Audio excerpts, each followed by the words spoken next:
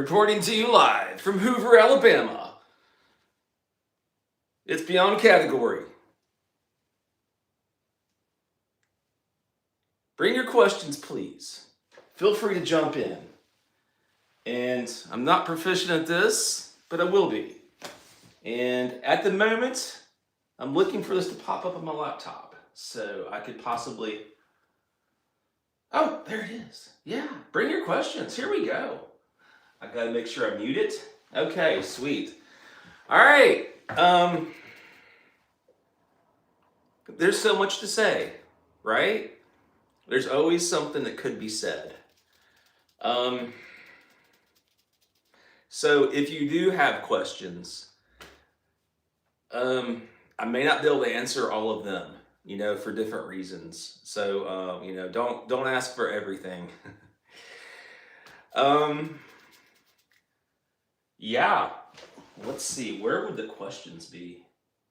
Oh, right there. Yeah. Right? Yeah? Okay. Timeout. There is no timeout. Oh, wait, here we go. Hello, Susanna. Good to see you on here. So, I have heard from people in Casey County. There are a number of people that I, hear from every now and then and whatnot. And some people have power and some people don't. Yeah, it's interesting, some of my better memories are growing up in Southern Indiana and having the power just be out for, a number of days. The roads being kind of frozen over and, sometimes we'd have a freezing rain. And where I grew up, the cedar trees would catch that freezing rain. It would stick to it, it'd freeze onto they don't have leaves, they're evergreen. So it would just catch all the ice and the ice would spread and the entire tree would become like this giant icicle and the cedar trees would just kind of just go over and go over and go over and they either break off or touch the ground and it would take them a year to straighten out sometimes. But some of my better memories are of days like this when it's really cold. So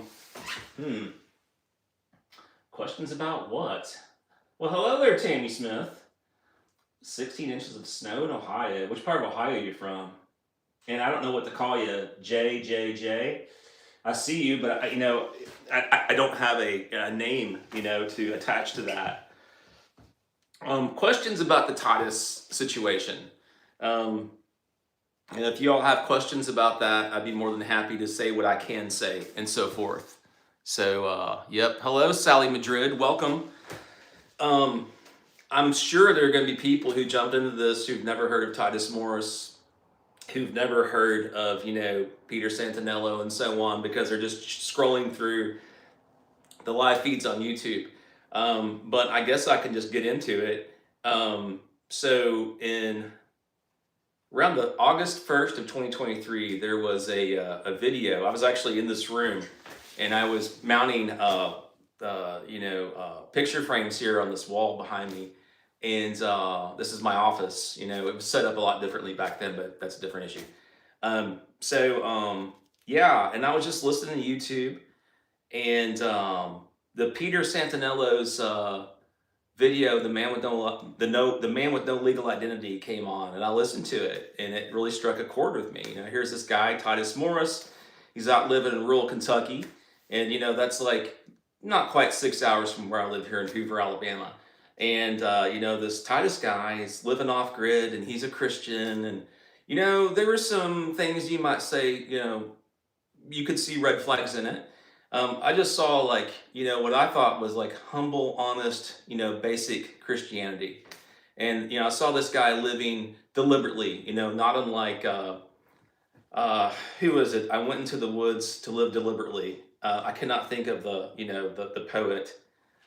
Who was that? It doesn't matter. But it reminded me quite a lot of, the way I wanted to grow up, as a kid, like Tom Sawyer or something. And in so many ways, the Titus situation or, the videos about Titus that Peter put up came off to me like, Tom Sawyer meets John the Baptist or something, it's just so interesting to me. So I decided on, whatever day that was, August 1st or so, 2023, I decided I was going to go up there and meet this guy. And so, fast forward a little bit, just a little bit. And I guess about a month after that, September of 2023, they announced that they were going to have a GoFundMe so that Titus could build, Titus's church. And then, again, I'm assuming that people have no idea what I'm talking about. So I'm just going to keep going into it. And you go a little bit further along, and he got a lot of money very quickly. I think the first GoFundMe, don't hold me to this off the top of my head because I have no script here. I didn't know what I was going to be talking about. I just decided to jump into this. But he wanted to raise 125,000, I believe, right off the cuff, and that's what he did. It came very quickly. I want to say that that money came roughly within a week, and I believe within maybe a month or two, he had close to double that, maybe not quite, but it came very, very quickly. It was a very successful GoFundMe. And then, once he gets most of the money, the GoFundMe called Titus's Church starts getting referred to in some way, shape, or form here and there as Titus's House of Prayer. And red flag.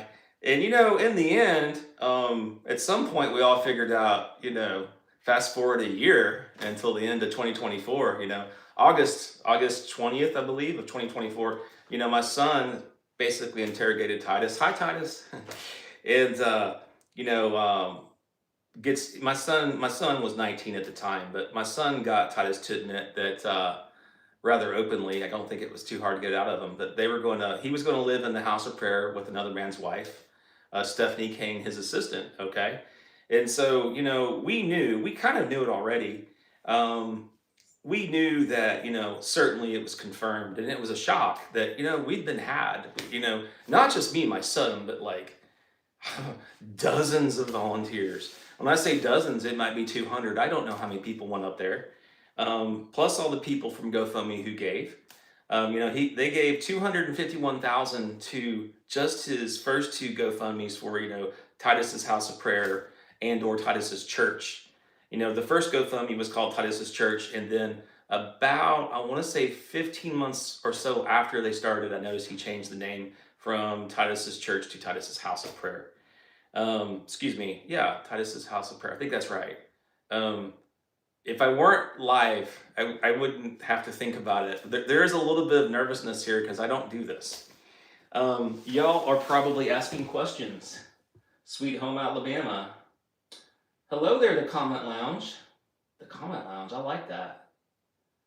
Yeah, a lot of people still follow Titus, but the problem is that Peter Santinello, hello Peter if you're watching, Peter still is enabling a crop of new, people who've never heard of Titus, just like I was. They see this guy, and it looks so authentic. And if they're not warned about it, if they're not warned about the wolf in sheep's clothing, they're going to go down there, perhaps, maybe take their children. And, that could be a problem. So, let me fast forward. I'm going to be all over the place because this is all off the top of my head. So, I go up there in October 2023. We start clearing land, chainsawing and clearing, I don't know, a couple acres of land or whatever. And we were clearing land, in retrospect.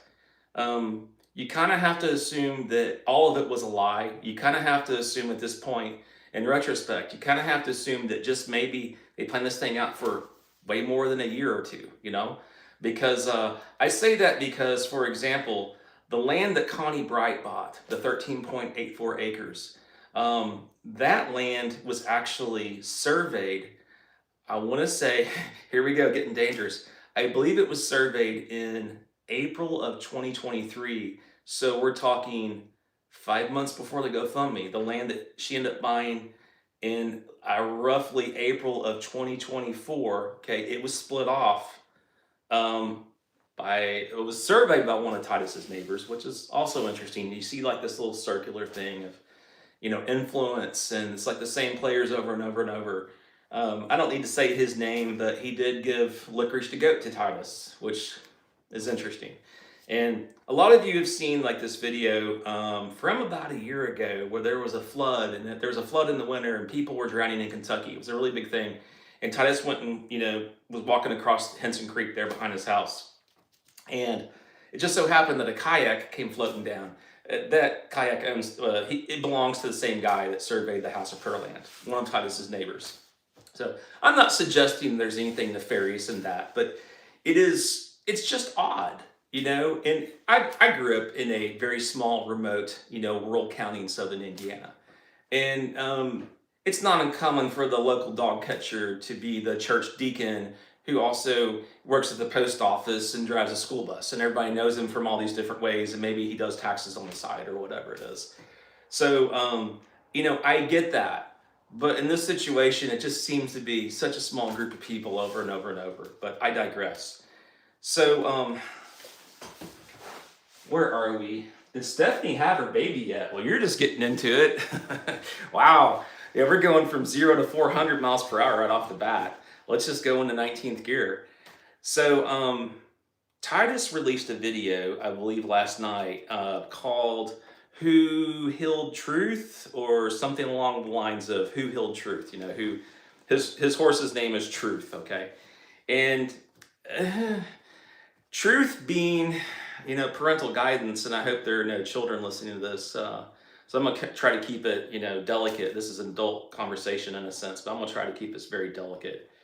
Titus admitted in court on June 28th, 2024. He admitted in court to, procreating with horses from around age 13 until the last time he could not remember. It's kind of a direct quote. He couldn't remember the last time it happened. And, I nailed down, it's kind of ironic that I have this, but I got a hold of this fire run sheet from the Avona Fire Department. It's dated October 1st, 2019. And so, from what I understand, allegedly, there was a witness or two that heard Titus describing this fire being a judgment from God. Because he had relations with a horse the night before, and he fell back into it, like a hallway, as people have joked. But so with that said, this being October 2019, and I think it's quite possible, if not exact, that when he was admitting to this in court, in Casey County Family Court, okay, in a divorce trial. I'd never heard of a divorce trial, but this was in a divorce trial for in between Titus's, videographer, right? Stephanie Kane, then Stephanie Kane, okay? So it was in between her and her husband.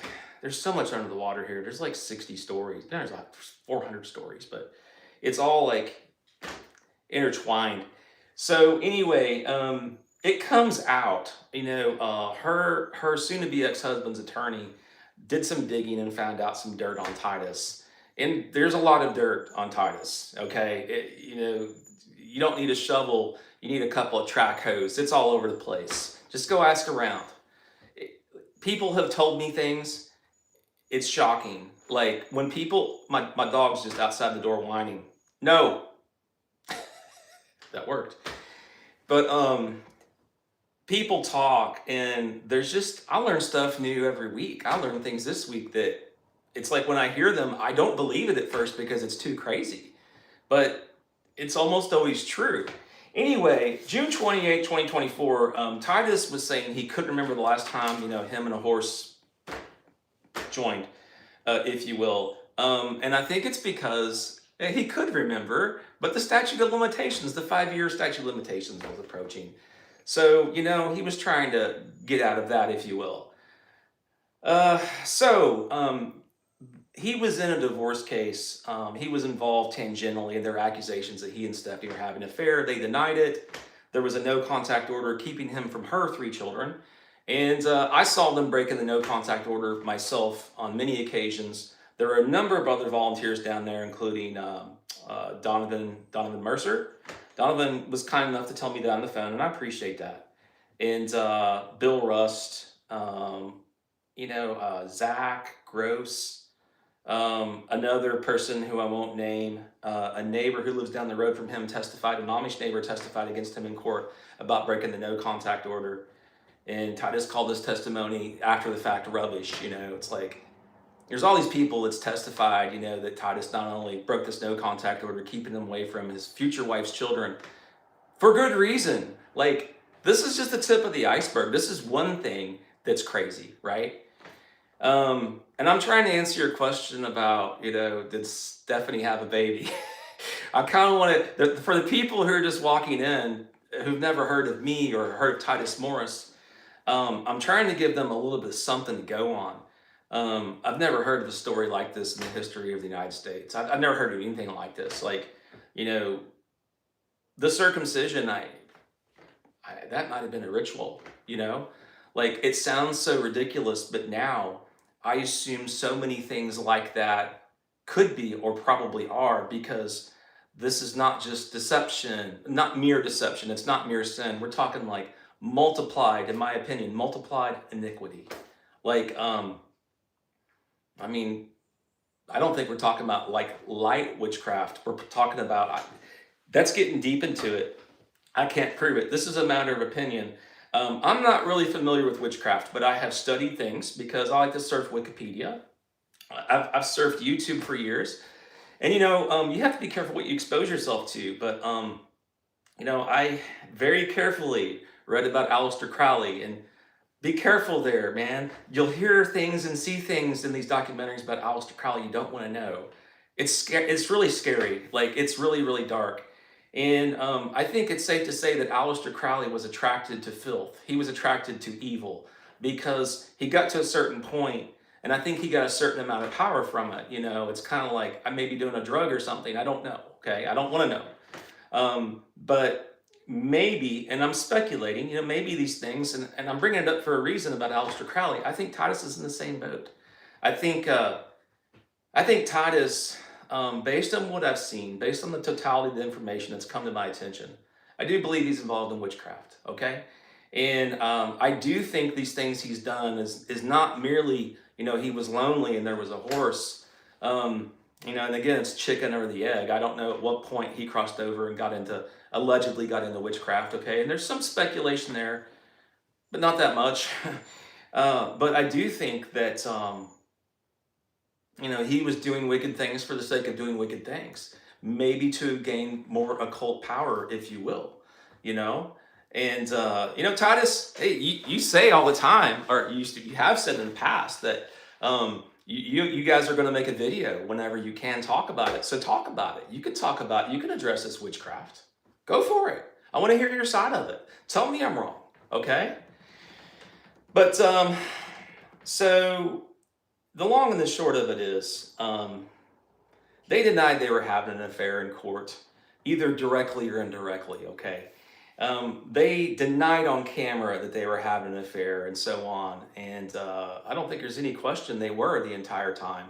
I mean, I was a volunteer at Titus's. I made, I believe, 11 trips up there. I stayed up there. Quiet, Jake. He's just dying to get in here. Okay, good night. Come here, buddy. Come on. Come on. All right, now you gotta be quiet. You gotta be quiet. Nice. Get up here with me. No. What? All right. Where was I? I've lost my train of thought. I was just rolling on there and doing halfway okay. Heck, I don't know. Where was I? So, talk to us. Hello. Yeah. Yeah. Boy, the comments are coming in. This is just great. I'm gonna have to back it up, Every time he talks, he's casting a spell. I think there's a lot to that, Titus, okay, so I was talking about June 28th, and then that evolved into August the 14th. This was a divorce trial between Jeff Kane and Stephanie Kane. And August 14th was supposed to be the last court date. And then, I mean, there were court dates that happened in October of 2024. And then certainly March 24th of 2025, Stephen Henson, there's such a rabbit hole here. How do you even explain all this? Stephen Henson, one of Titus's neighbors. Um, Stephen Henson, I wasn't there, but this is what I understand to be based on Titus's words and based on Stephen Henson's words and based on Stephanie's words. You know, you can think on these people that talk on video about these things, but they have described to me, hello, Kelly, they have described to me, um, at least in their videos, not directly to me, but they've described how Stephen testified that Titus and Stephanie attempted to groom him and offered him $25,000 to kill Jeffrey Kane, Stephanie's ex-husband.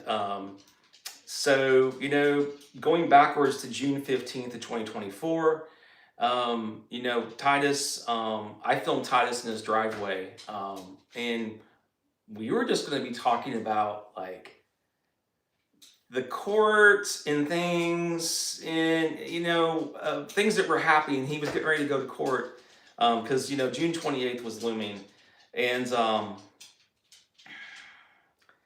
ended up filming Titus Morris just sort of unfiltered and uncut for like 35 minutes and 14 seconds or whatever it was. And I filmed him until the GoPro overheated and shut down.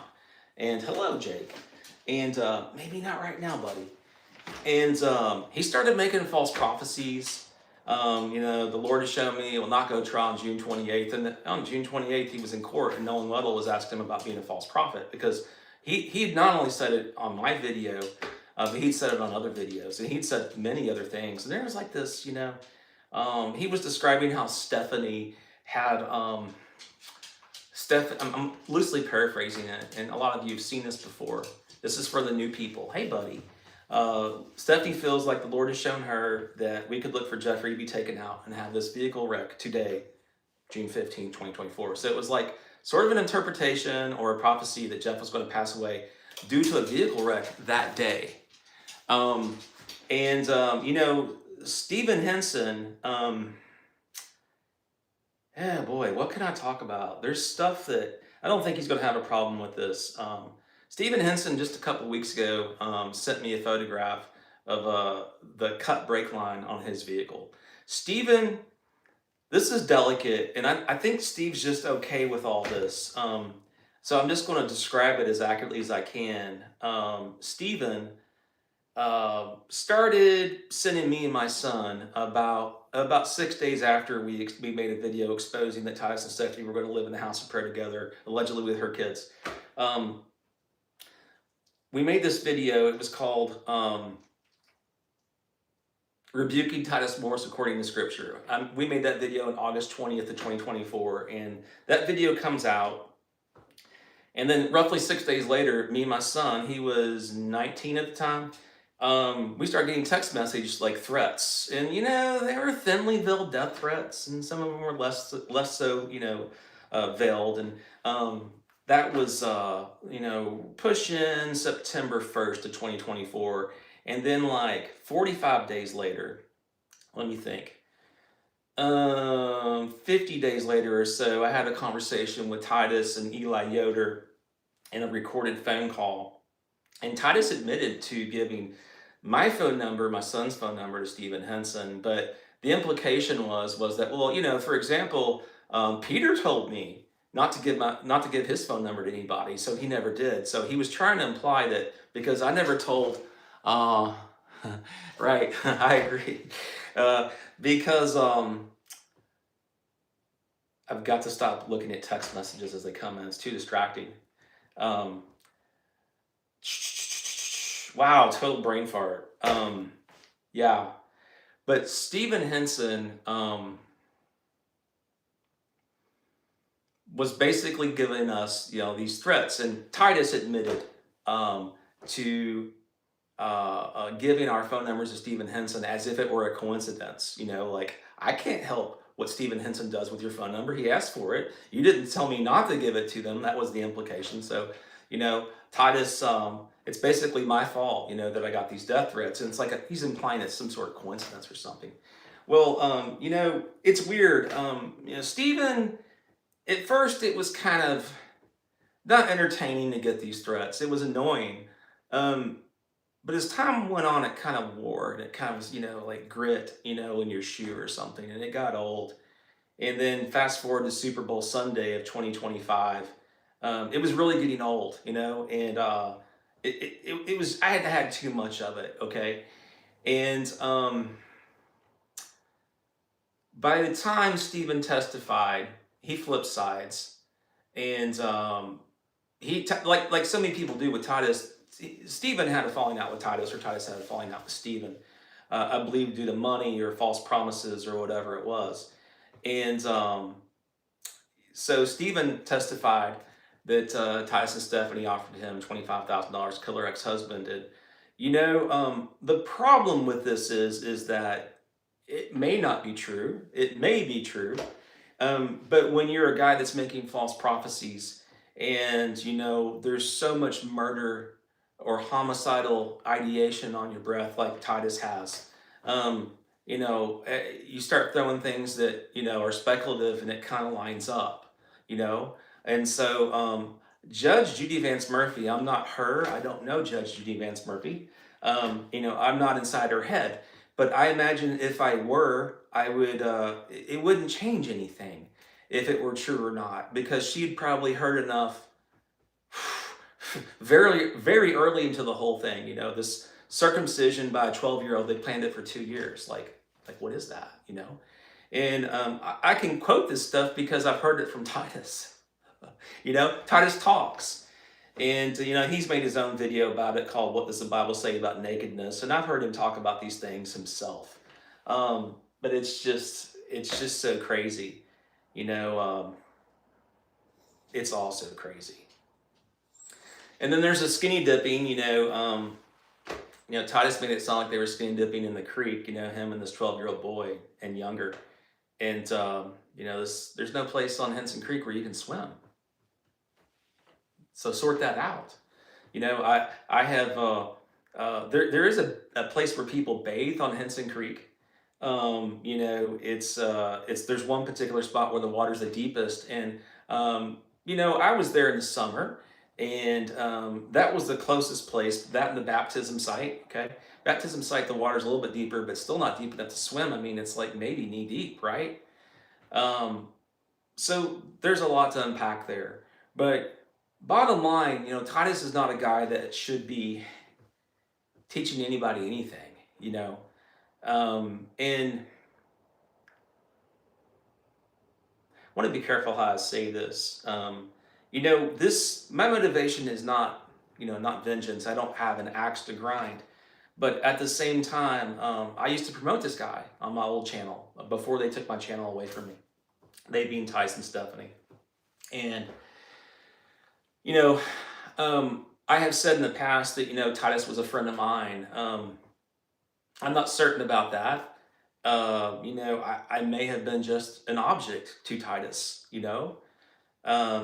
It's very complicated, and I do think there's a good side to Titus, and I don't want to go and explore that, and I don't want to go and unwrap all of that and promote just how great Titus can be and the part of him that is great. Okay, I don't want to go into that because I do believe he's a very dangerous person, almost certainly, if not the most dangerous person I've ever met in my life. I think he's both. I don't know if this is what the Bible means about being double-minded, but he's definitely like a Jekyll and Hyde type person.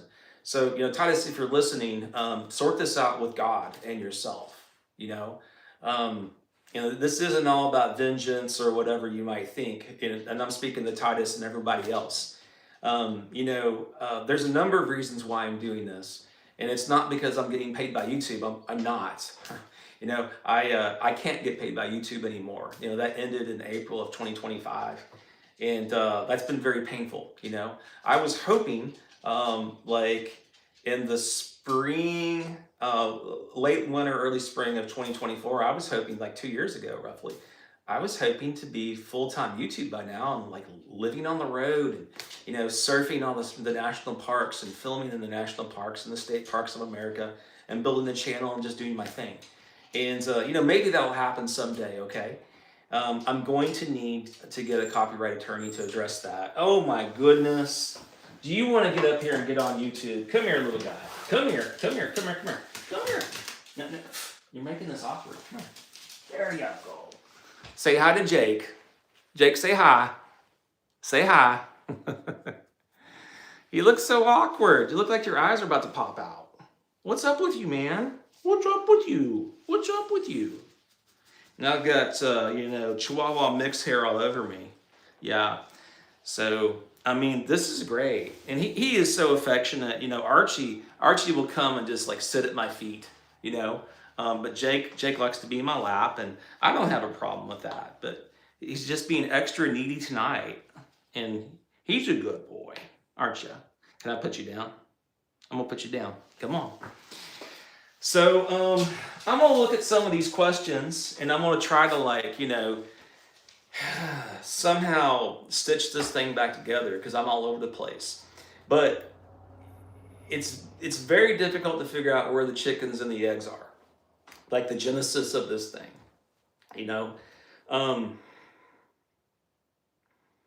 It goes way back, I believe. When I say this thing, I'm talking about Titus, iniquity, Henson Creek House of Prayer, the whole thing. It's there's so much to unpack, but I'm gonna look at some of these questions. It's Purdy 68 says, "I'm so glad you've been holding him accountable." If nothing else, rebuke is a necessary filtration process or purification process, or an attempt at that. And if we the things that's been going on in Casey County, I think are, when I say the things in Casey County, I'm not talking about Titus. I'm talking about the neighbors. I'm going to call out the Mennonite and Amish community. I'm not impressed. I'm not impressed as a whole overall. I'm not impressed with the way you all have dealt with Titus. If it were me, I would, this becomes difficult if you're a neighbor. Okay, for matters of practicality, because sometimes you have to rely on your neighbors. But I would just say, we don't allow people coming who do what you do to come in our store. We've heard too much. I mean, the guy, come on, man, like homicidal ideation, if nothing else. But he just prances around there like he's King Amish or something. And people like to use the word cosplay, like costume play. The guy's not Amish, I've said that before. He's not Amish. When I was there, I would joke and call him non-Amish. And he's not even that. It's like, it's hard to nail down what he is, but you kind of have to go into what he's not. And he's certainly not Amish. It's a cult, And at the end of the day, I don't know if the costume, I don't know if that is like part of the grift, part of the how can I put it? Part of the trickery, right? Or how sincerely he holds these beliefs. But at the end of the day, I think his main motivation maybe in life, based on the totality of the circumstances, everything has come to the surface. Again, this is my opinion. I think his main goal is to control others. Okay, and so the dietary restrictions. You can have salt, but you can't have black pepper with your salt. You can have you can't have coffee or tea. Definitely no junk food or soft drinks or anything that he calls junk food. You can't have hot sauce, not healthy. Figure that out. Nothing that's fermented, no vinegar. And I want to say something to be really fair. Before Stephanie got really heavily involved in things, there was a lot more freedom there, and he was a lot more tolerant. And I'm not trying to, defend him. I'm not trying to say this is all Stephanie, because I think there are 3 cult leaders here at least. Yeah, I do. 3, not just one. And, those of you close to the situation can probably figure that out very quickly. Two of them are women. Some people might say three of them are women. One's technically a man and two are technically women. But yeah, here I go, I digress. Um, Dietary restrictions. So you can't have anything that resembles grease. So when it comes to cooking, you've got to boil everything. You can't saute. Like I sauteed eggplant one time using olive oil very carefully in a way that I thought wouldn't produce grease. And it was like, didn't like it. Like, I think it was because he didn't have power over it, because it wasn't his way. It's just so crazy. If people only knew all the things that went on. There was a volunteer there from, I can't remember where Luke was from. It could be Ohio. It could be Illinois. Where's Luke from? Could be North Carolina. It's killing me. Really nice fella. I met some great Christian people there, and I grew closer to God there. Uh, for the amount of time I put in, there should have been more learning the Bible. It was really watered down, but I digress. Luke, I spoke with him, and he was hoeing the garden approximately July of 2024. There was that, not garden, but like cornfield there in front of Titus's house, right? He was up there hoeing, and he hits a paw. And he's like, hey, Titus, there's an animal paw here. Titus, this is like my memory of what Luke told me, okay? This is not, I'm not reading from his statement or anything, but, Luke tells me on the phone later, that there was like a raccoon paw. And Titus had found this raccoon wherever, okay? It was dead. I don't know if he killed it. It died in some way, but it was fertilizing the garden, And this was a guy that was fertilizing his garden with, the waste from the outhouses, and this guy doesn't want me to mention his name, but he used to take Titus. This guy used to take Titus on trips to sell horses and stuff, and he told me stories about how. Yeah, I'm just gonna tell you. I've got a lot of stories like this. Information that's just bubbled to the surface. Allegedly, Titus would collect all of his urine on these trips. He would take a 5-gallon milk jug and pee into it like the whole trip, and he refused to use restrooms. Just go outside. Which when you live in the country, it's not a problem, but when you're in public, that's a problem. And I didn't see it with my own eyes, but from what I understand, Titus collected all his own excrement, bagged it, and took it back for his garden. I mean, Titus addressed that if it's not true. Okay? Aleister Crowley's attracted to filth because it's evil, because it's the opposite of what, Christian people are required to do. And I think that's the road Titus has gone down. I think he's attracted to filth and evil. And it's a horrible thing to say if I'm wrong, but I do believe it based on all I've learned. So, okay, I'm going to try to look at some of these questions and, yep. Let me see what we got here. 16 inches of snow. Hello, hello, hello. Baby information. Okay, thank you. So, Titus released a video last night. I kind of got into that earlier, and it was called, what was it called? Who Healed Truth, or Who Has Healed Truth, or something like that. Truth being his horse, his mare. Her having the anatomy of a female, you kind of always wondered, And so knowing Titus and how manipulative I believe that he is, I figured that it just makes sense that her name was a subliminal denial of him having relations with her. Because if he was telling the truth about truth, if he was lying about truth, see, it's confusing to even try to explain to people. So her age would have been younger than the 2019, because I think she's like going on 5, okay? And this is 2026, so she might be 4.5 now, because I remember when I was there, she was like maybe 3 to 4. So she would have been too young, assuming that Titus has ceased that activity, she would have been too young. And When I see people practicing lies and manipulation, they were breaking the no contact order early and often, and lying about it and giddy about it. I just assume everything's a lie, right? Um, because more often than not, it's a manipulation. So back to the question about the baby.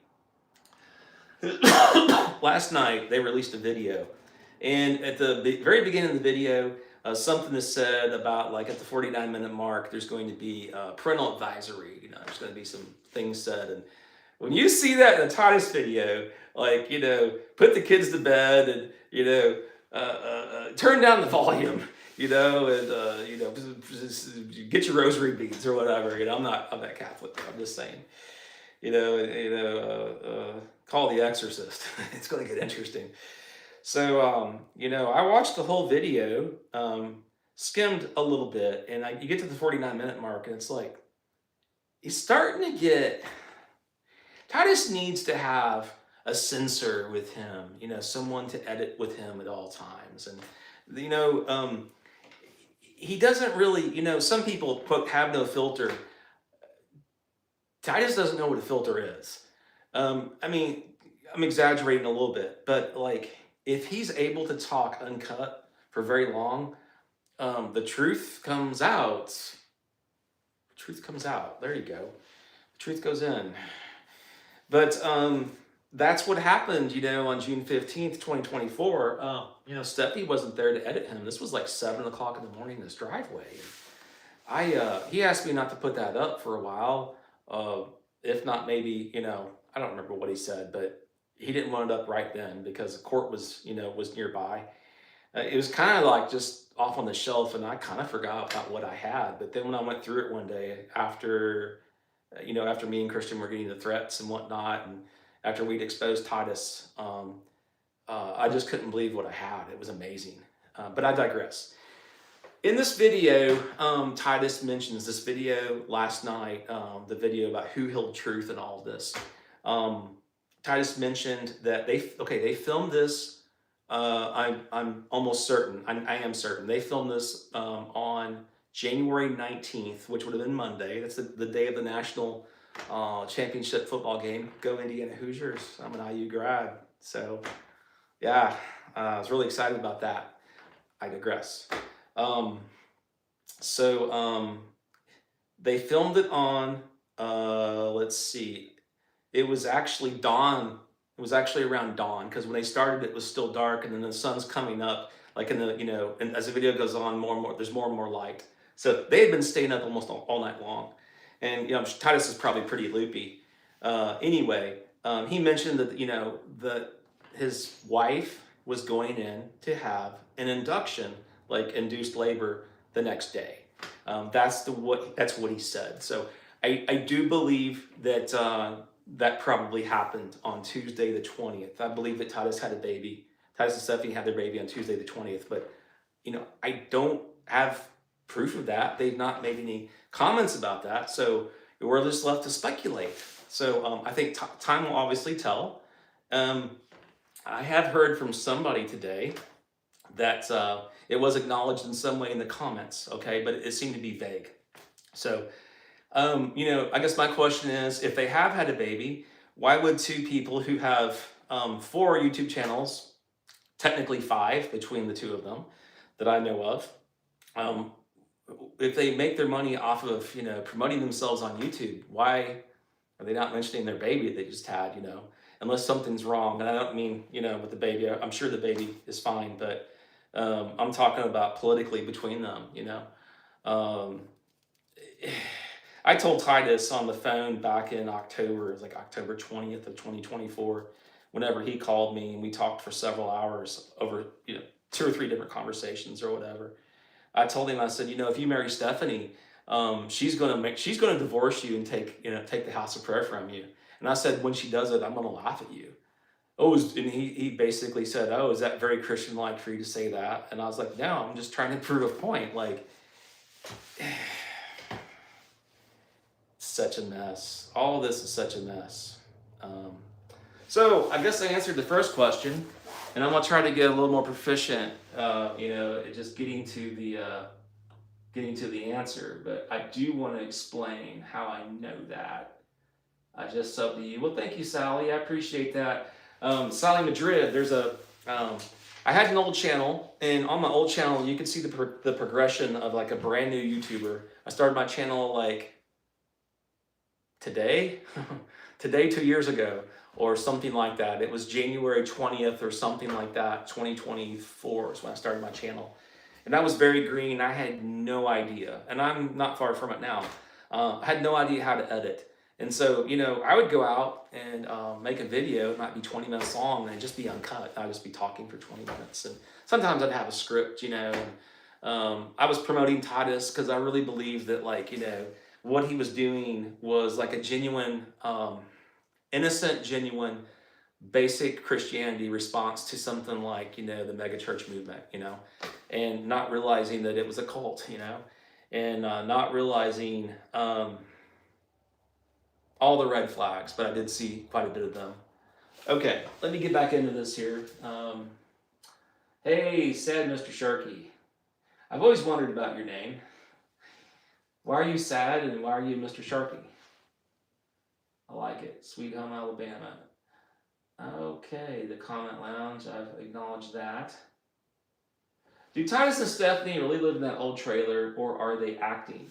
Well, I'm not up there, so I can't really comment on that with certainty. But I can tell you the information we do have. It's kind of like solving for X.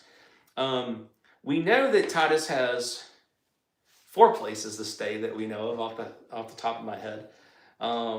He's got his trailer. Okay, he purchased that in June or July of 2015. And that's his main home. And then he's got the house of prayer, okay, which is unfinished. They don't have all the doors and windows on it, as far as I know. I've not seen a picture of it in probably a month, but I don't think they've made much progress there, and the siding's not on it. Anyway, that's the house number 2. And then there's this, pole barn house on Stephanie's land, otherwise known as Connie's land. And if you keep up with the Titus and you start analyzing him, you'll see that there's like so much duplicity, and there's so much, for example, his wife, Titus's wife, has a house on 13.84 acres that she calls her house, but it's in her mother's name, and her mother lives in Mulberry, Kansas. And that's a whole other rabbit hole. Connie Bright. Where did it go? Really? Where did it go? It's not my favorite book, but it should be out. Oh, wow. Well, I'm looking for my copy of the infamous book Loverboy. Oh, here it is. It was hiding. So, Stephanie's got, their third home, if you will, is on Connie Bright's land, okay? Connie Bright is, there's Connie. Hello, Connie. She'll probably copyright strike me for that. Wouldn't be the first time. But hey, I can talk about your book. I just can't quote it. I can quote it. Just gotta be careful how I do it. But, Connie spent a whole bunch of days in the Crawford County Jail in Mulberry, Kansas. And she wrote a book about it. And this is Titus's mother-in-law. This is Stephanie Morris's mother. Let me go through and read you the names of the 13 chapters. Chapter 1, Grandma goes to jail. Chapter 2, I fell in love with my jailers. Chapter 3, picking up the pieces of my shattered life. Okay, that's fair. 4, you sent a SWAT team. Here we go. Chapter 5, I peed in the shower. That's the title of chapter 5 of Connie Bright's book. 6, I did my time. 7, my first experience as an inmate. Chapter 8, my husband of 25 years filed for divorce on me. And the stuff that she tells in this book about her children and abuse of people in her home, alleged things against specific people, and about specific people. It's just like, why would you do that to them? Like, why would you do that about loved ones? Why would you publish it? Yeah, it's all fruit of just crazy fruit. Chapter 9, out of the frying pan and into the fire. Okay. Chapter 10, the Crawford County crap hole. Wow. It's like I feel led to go and expose this because it needs to be exposed so that other people aren't duped or hurt, children aren't abused, and so on. And I'm torn on this so often because, I told my son, if you're ever going to compose music, make me proud. Don't go and listen to something. Don't go and compose music like I listened to when I was young. Like I listened to just garbage gangster rap. I think a lot of guys did. And I'm embarrassed to admit that now. I'm ashamed of that. And I told my son, make something beautiful. Make something that you can be proud of, and so on. Make God proud. And so here I am, and I'm, you know, putting this stuff out there. Sometimes I think this is my punishment. It is what it is. But I'm hoping that maybe if Titus or Connie or if they're hearing that now, maybe this will burn their ears and make them realize what they have done. This is bad. This is not good fruit, and it's not too early to repent. So, okay, Crawford County Crap Hole, chapter 11. I'm going to call you Lover Boy. And then chapter 12, I fell in love with the voice on the intercom. And then chapter 13, the final chapter, my last 2 days in the hole, and then freedom. Woohoo. Okay.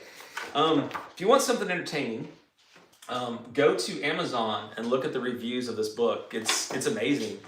Like, there were people that hated the book so badly. They hated the book so badly that they wrote very entertaining reviews about just how horrible it was. And the reviews are so bad, you're almost drawn into buying it because you're like, how could it be that bad? But it's really bad, and it's I don't know, it's not psychotic. I don't know what you call it. It's not bad judgment, but it's just, why would you do such a thing? I made the comment earlier today that I believe that Titus and maybe the Morrises, they've got their shame and their pride like confused. They got their shame and their pride upside down. And I think maybe only a person that had their shame and their pride confused and upside down would make a book like this. This is this is not a good thing to be exposing to the world. It's just not. It's strange fruit. It's very strange fruit. So houses. I mentioned there were 4 houses. There's actually 7. I'm stretching. So you've got Titus's trailer. You've got the house of prayer, which is unfinished. You got this house on Connie Bright's land, the 13.84 acres. This pole barn house that's on Connie's land that is Stephanie's place.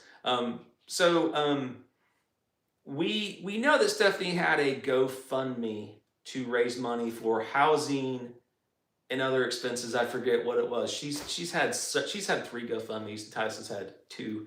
They've had 5 altogether. I want to say they raised like $361,000 altogether. It could be more than that. I forget. I've got the number. I just don't have it in front of me. They've raised a lot of money. So you don't know where the money's gone, and I have questions about money laundering and whatnot. I have a question that's like, okay, if this house that is on Stephanie's land, otherwise known as Connie Bright's land, okay, the secret house, it's a secret, okay. She kept it a secret for a very long time, and I have yet to see a photograph of this secret house up in the woods, this pole barn house that, again, it's her place, but it's on her mother's land and so on. We can't figure out the purpose of it. It's very, very odd, very strange. Why would you have a house, you know what I mean, when there's already the house of prayer? And I don't think there's any question she was going to marry Titus from the get-go, right? So if she's going to live in the house of prayer with Titus, why have a secret home when they've already got 2 other houses? It makes no sense. None of it makes any sense, except maybe it was a crime hub, Maybe it was a plan to be used for nefarious purposes. There used to be a methamphetamine whorehouse trailer at the House of Prayer site. I'm gonna have to put you outside, buddy, as in outside this room if you don't quit. I can't hold you right now. I can't do it. I'm busy. Yeah,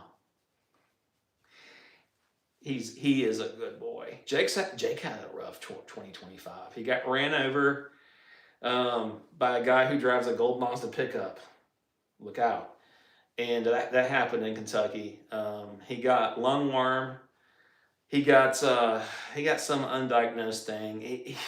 He just had the roughest year, and he's coming out of it. He's doing really well. But there for like what was it, man? 10 days or 2 weeks in December, I was hand feeding him because he couldn't stand up long enough to be comfortable enough to eat, and he was just so sad. He was so down, but he's doing really good. He's bounced back. He's almost, I'd say he's probably 80%.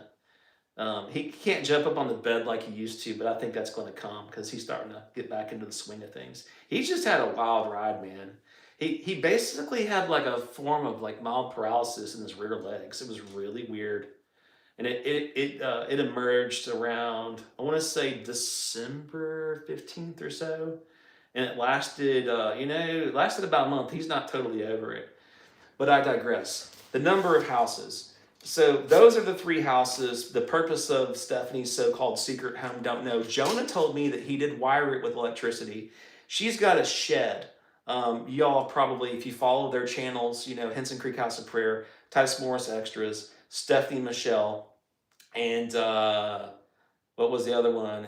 Titus Morris Minister of the Gospel. And then, of course, you've got Henson Creek House of Health, which they don't even use. So those are their 5 channels that I know of. Yeah, if you follow those channels, I believe on the extras at the very least, she made a video where she was showing going into her, like storage shed that's on, her land, otherwise known as her mother's land. And there's a electricity run to it.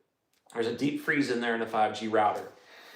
And so I don't know subsequently what they've done. I know that I was there in like June, July, and August of 2024 when I was still a volunteer there. And there was electricity there then. I was there when a guy was like tying it down. That was like June 14th of 2024. He was like anchoring it to the ground, that storage shed. And so I don't know if they've like ran electric lines, like poles from the storage shed up to the house. I don't even know where the house is. I just know it's further up.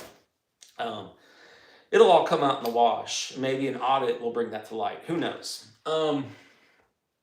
Yeah, I digress. Where are we? So their secret home. Okay, so I said that, kind of tongue in cheek, that there's like 3 more in addition to the 4th. So that storage shed, you could shelter in it. It's not a house, okay? And then behind the house of prayer, there's an RV. Someone could live in that, okay? And it needs a lot of work, okay? Someone could live in that. And I wasn't even considering that as one. So, add that on as another potential site to live in. And Bill might be living in that now, but someone's living up in there from what I understand or assume. But up behind the RV, there is like a really large, like tiny house or shed building that Stephanie had a guy from Tennessee, Marty was working on it and doing carpentry work in there for her to make it habitable. At one point, Bill was living there, Bill Rust. So that's like a tiny home, and from what I understand, Stephanie owns it, and it's on Titus's land. It's not on hers. I don't think. I don't know where the lines are, but I don't imagine that's anybody but Titus's land.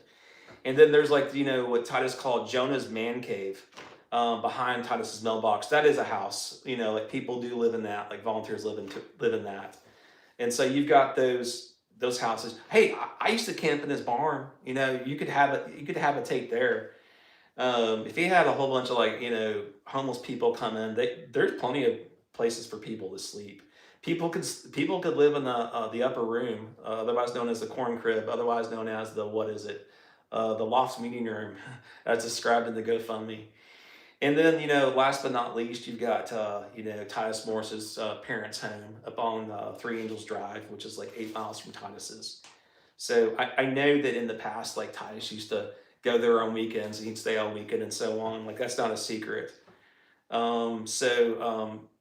Y'all asked, um, somebody asked where they were living or whatever, and somewhere between those is what I would expect it to be.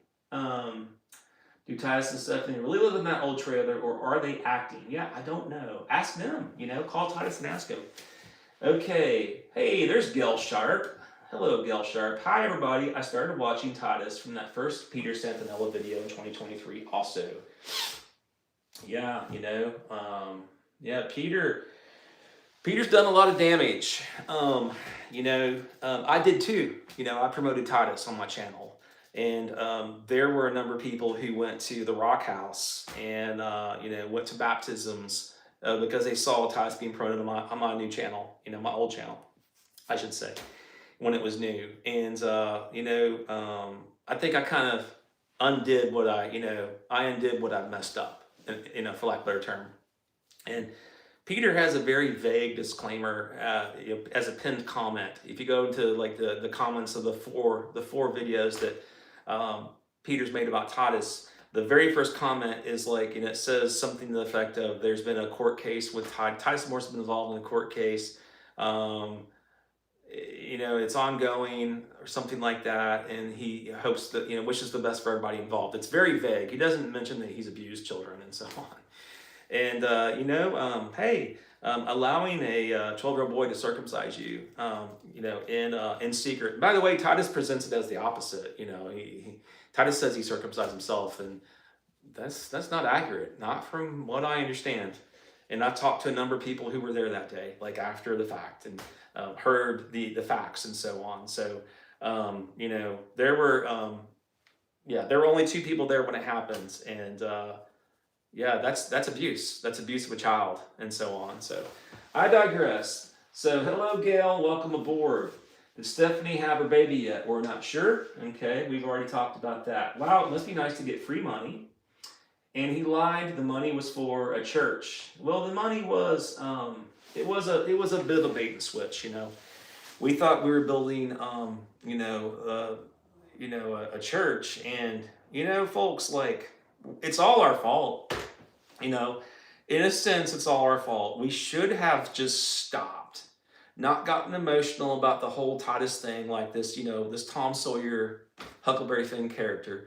We shouldn't have gotten so enamored with it. And maybe we were innocent, okay, and that's okay, all right. But we should have stopped. We should have been a little more calculating, and we should have said, wait a minute, what would Scripture say about Enrique's church, or I don't know. I'm trying to think of Bartholomew's church, or John's church, or whatever. The title, anything but a church pointing to Christ. You kind of have to go. You have to pause and say, wait a minute. Is the guy who's building the church with his name in it? Is he looking for worship? And I think Titus might be looking for worship. I mean, it's so funny. It's so obvious. I've never said it before so directly in that way. But I think it's quite possible that this was the plan the whole time. He wanted worship, and he wanted to be a cult leader. And if that's true, I would imagine that you're getting into like, what is a false prophet? You're getting into like, what is a false prophet, and what are the motivations of a false prophet? And it gets to be pretty in the weeds. Like you could have a very deep philosophical conversation on this, and maybe not ever get to the bottom of it.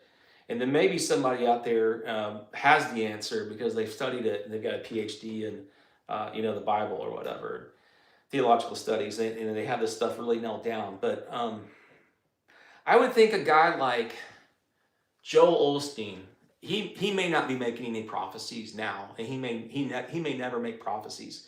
But I don't think there's any question. His motivation is money, okay, and the power and prestige, and he wants to be famous, and but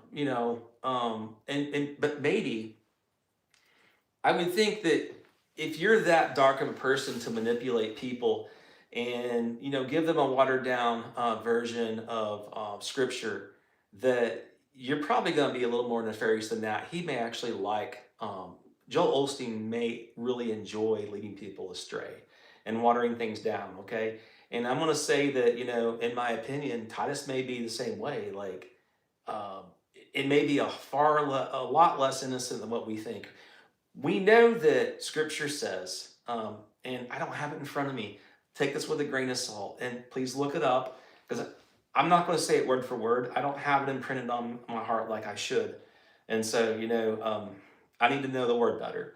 But I do want to say, we know that a false prophet is as like a wolf in sheep's clothing. Okay, and so what is what is a wolf? It's a hungry beast that goes around and it'll devour whatever it can. Maybe a dog, or maybe a horse, maybe a child, maybe a wife, maybe a family. In every sense of the word, devour. And I think that's what we're looking at here. There's just so much murderous stuff that's come out about this, fruit of this false ministry. But I digress. Okay, this whole situation is a hot mess. Religion can be used for so much evil. Yeah, Carla Williams. I mean, you're right. But you're right. You're not wrong. I don't want to focus. I'm not trying to argue with you, Carla. I don't want to focus on the negative.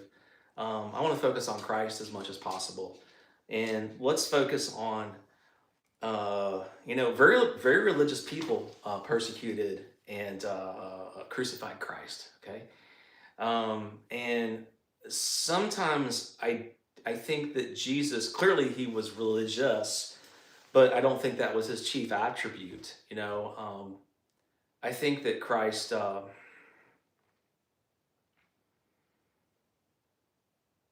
Well, I digress.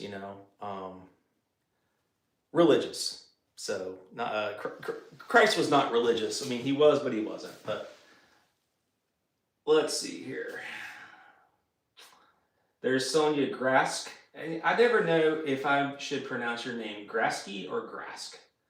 All right. Yeah, I got a little scared there. I'm just sitting here thinking, like, I'm in front of however many people are watching. I don't even know how many people are watching right now. Like, it's not showing up. There are 57 people on here. That's really cool. I just kind of like a deer in the headlights. I just kind of froze up. I'm actually a little afraid to go and say something and say the wrong thing. And so call it stage fright, or call it whatever you want. But this is a big responsibility, and I don't want to overstep my bounds. Okay. My biggest problem is, how on God's earth is he not in jail already? How is he able to get away with everything he's gotten away with? I don't understand. Well, I call it Weddell County. And Sheriff Chad Weddell, who's going to be sheriff for a little while longer. Let's see, they have an election, I believe, in November. And he'll leave office, I guess, around midnight on New Year's of 2026, first day of 2027. So Chad Weddell, you've not arrested him. So Chad Weddell is sheriff of Casey County. Why don't you explain that? Why hasn't Titus been arrested? You've had all the opportunities. Let's see. Casey County Attorney Tommy Weddell. What a coincidence. There's the county attorney and the sheriff both have the same last name. And that the county attorney, Thomas Weddell, who's also going out of office, they're both stepping down, which I think is very interesting. The timing of all this. Is it time to retire? Are you guys just getting too old to work? Like, what's going on? Why the sudden departure from your jobs? Is it getting too hot? Is the kitchen too hot? Is it time to get out of the kitchen? Look, I don't know who's defended who, but I know that if I'm a prosecutor or a law enforcement officer in Casey County, Casey County, Kentucky, if that's my job, I'm going to find a way to put the guy in handcuffs. Okay? Even if it's symbolic. He's going to be in my jail for a period of time. And I'm going to find a way to prosecute the SOB. Okay? Boy, the truth comes out, doesn't it? But look, my ultimate goal here is not to be Titus's friend. my goal here is protecting the innocent. And there's been a lot of innocent people in Casey County who've been intimidated, threatened, harassed, bullied, and so on, not just by Titus, but people that there's just been a lot of nefariousness that's gone on in Casey County. And I'm seeing a lot of hearts go up. Someone's liking this. And I'm sick of it. And, there's a lot of people who watch my channel who have told me, like there'll be justice in the end and there'll be justice on Judgment Day. I don't dispute that. Okay. But I'm the guy that always said if I grew up in the Catholic Church, I would straighten it out if I could, And good thing I wasn't in that church because I don't know how that would have went. But it's such a dumpster fire. So Thomas Weddle's retiring, and I checked today, and this is so not good. I looked today, I researched, did a couple of Google searches, and I found the list of people who filed to run for office. There's only one person who's running for Casey County county attorney, county prosecutor. That's Thomas Weddle's daughter, Mackenzie. Okay, so there's going to be a continuation of him in that office. So to be fair, Mackenzie, you might do something differently than your dad, but my assumption is you're going to keep promoting the same thing. It's just going to be the same, power clicks are going to run Casey County. Nothing's going to change. That's what I expect. I could be wrong. Prove me wrong, Mackenzie, whatever your last name is, but you've married and it's no longer Weddle, but you're Thomas Weddle's daughter, and you are going to be the next Casey County attorney.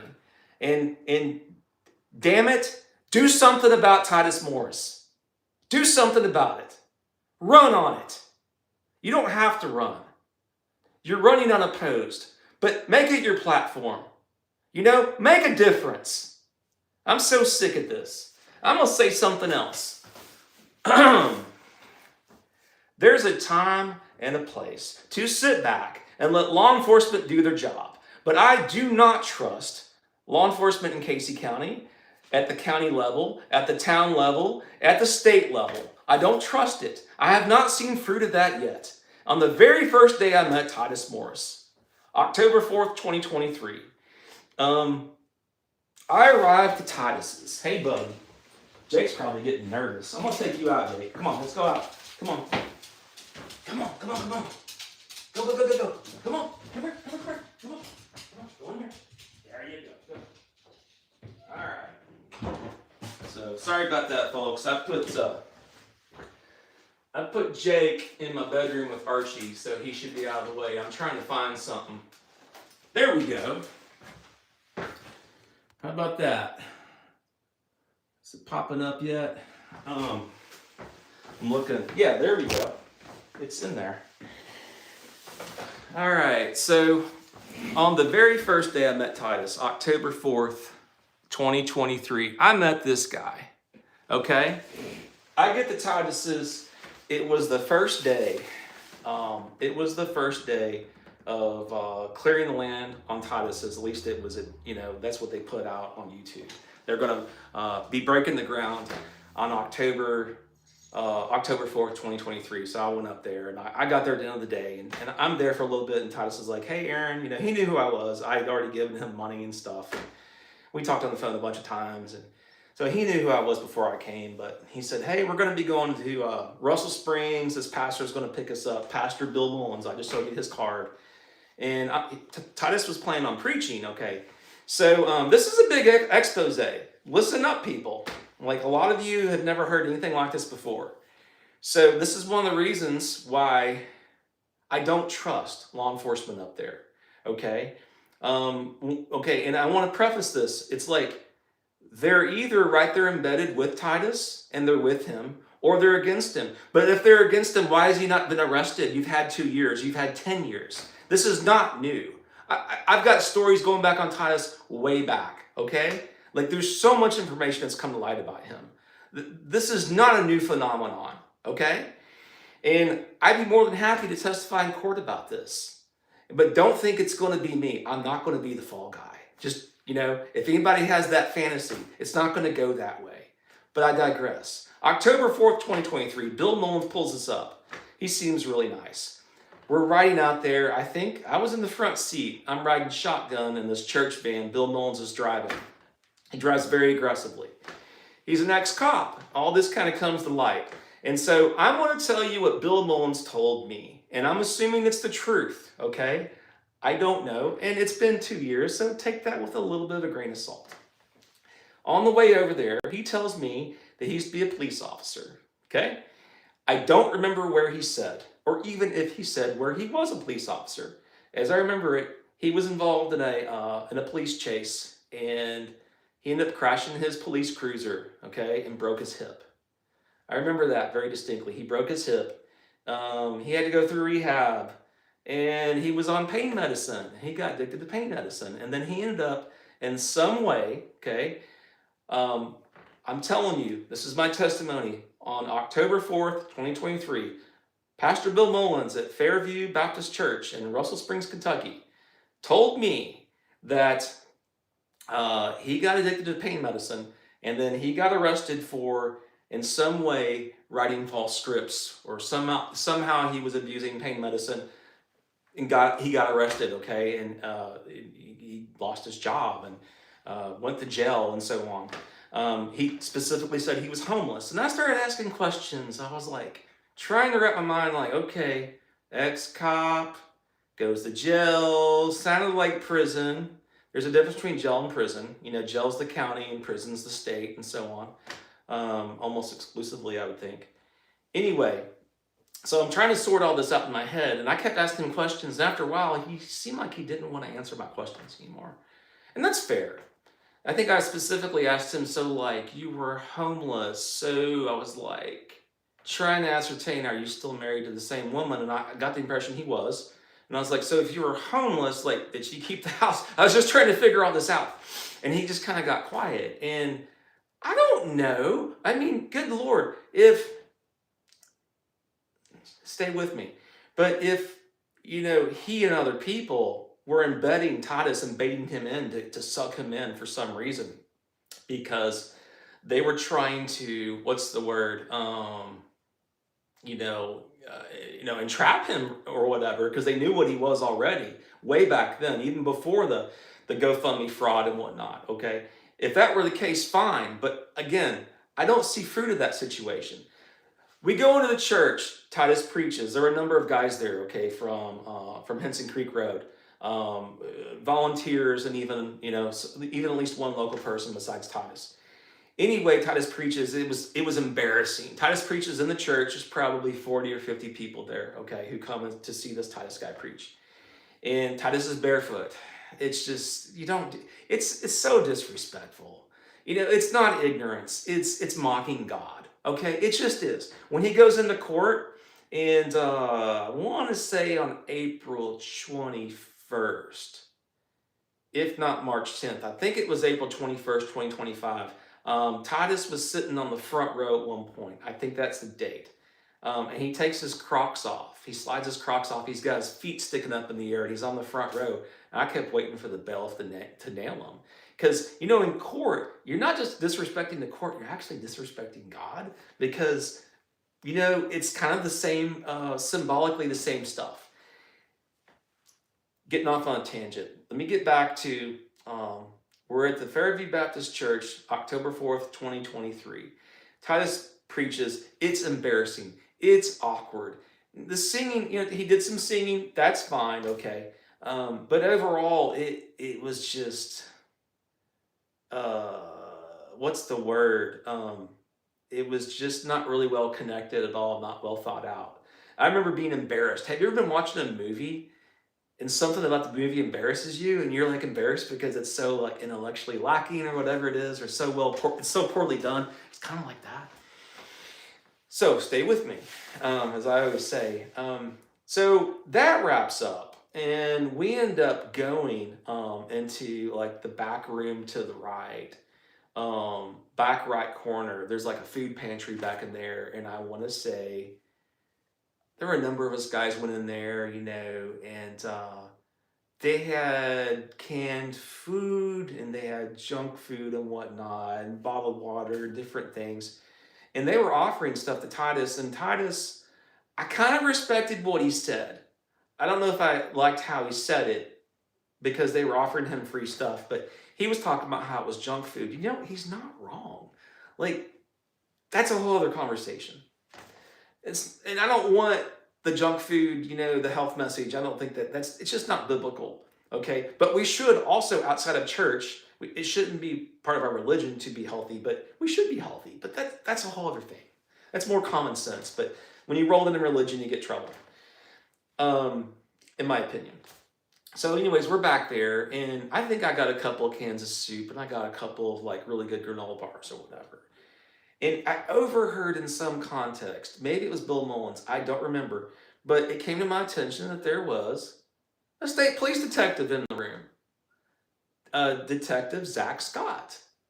And so I went over and introduced myself, and he seemed nice enough. And his wife and baby were there, as I remember it. And yeah, so we spoke, and I, you know, told him who I was, and we had a conversation. And so to come full circle, when I started getting death threats, I called the Columbia State Police Post where Detective Zach Scott is employed, you know, as a detective. And I was put in touch with him. So on the same day, the first day that I met Titus, I meet the detective. I'm going to end up calling almost 2 years later over death threats coming from Titus. Nothing's been done. Now, Zach, if you're listening to this, my perspective is that you have more than enough to get something done at the federal level, at the state level. You don't need Casey County. You can find a way to get it done. And there's so much narcotics activity up there, and I've heard enough about the corruption and the police at the state level. Kentucky State Police has corruption in it. I have no doubt about it. Widespread. I have no doubt about it. Okay, and I'm talking about very specific corruption. Okay, a culture of corruption. Because I watched the Civil Rights Attorney YouTube channel, Attorney John Bryan in Lewisburg, West Virginia. Okay, he's proven it. There have been enough body cam videos that have come out in court cases and civil rights attorneys suing in the state of Kentucky, and people, you know, winning and so on, and beating the state police. Like, I don't have great confidence in you guys. Okay, so if I'm wrong, prove me. I'll apologize later. Okay, I want to be wrong. I want to believe in you, but I don't want to go up there and get a bullet in my head, or you know, and you know that might be more kind than the alternative, which is God knows what, you know, taking the fall for something that I didn't do, or false allegations or whatever. People can cook up all sorts of unsavory things that maybe are worse than death, you know, going to prison for terrible things. We've all seen The Count of Monte Cristo. If you haven't seen The Count of Monte Cristo, you've got this guy. He's green, okay? He's actually played by the actor John Caviezel. John Caviezel played Jesus Christ in the movie, help me. Hello. You know that movie about Jesus that came out in 2004? Hello, 2005. The Passion of the Christ. Yeah. Anyways, the actor John Caviezel played, The Count of Monte Cristo. And it's set in like, whenever the French Revolution was, 1815 France or whatever. And he saw and heard the wrong thing, and he went and told the wrong prosecutor. He said the wrong thing, and there was something in the details that just kind of went against him. And the prosecutor kind of thought, well, if I let this guy go, he's stupid. But if I let him go, he could take me and my family down. So he has this guy arrested on false charges. And instead of having him killed, he just has him put into this prison. I believe it was on an island. I don't know if it was the island of Elba or not, where they put the military dictator. I can't think of his name. Come on, the French, the short guy, whatever. But he ends up escaping. Like, if you've seen Shawshank Redemption, they got the Alexandre Dumas, the Alexandre Dumbass book, The Count of Monte Cristo. And he escapes from prison, and he's got this long, big plan to, it's not really about vengeance, but he's kind of got to sort this thing out. And it's just fascinating. It's a great book. Um, but Detective Scott, if you're hearing this, you know, I would be frustrated if I were you, if you were honest and above board. But Kevin Lee Gilpin is still dead. Solomon Hirschberger is still dead. Um, a number of people are still dead up there. And, I'm not prepared to go into all the things I know right now about dead people and claims of, people killing certain specific people and whatnot, and patterns of people being allegedly confessions of people being near other people when they died. I'm not ready to go into that, but my goodness, there's so much to unpack right there. Um, yeah, I'm gonna have to save that for another time. But like I've been saying for well north of a year, I know way more than I'm able to talk about right now. And folks, it goes deep. There is so much. Stephen Henson invoked the name of the Cornbread Mafia, and he said, "quote They're going to cut your balls off and put them into your mouth for talking about my daddy." He was speaking to me. Stephen said that the Cornbread Mafia was going to cut off my balls and put them into my mouth.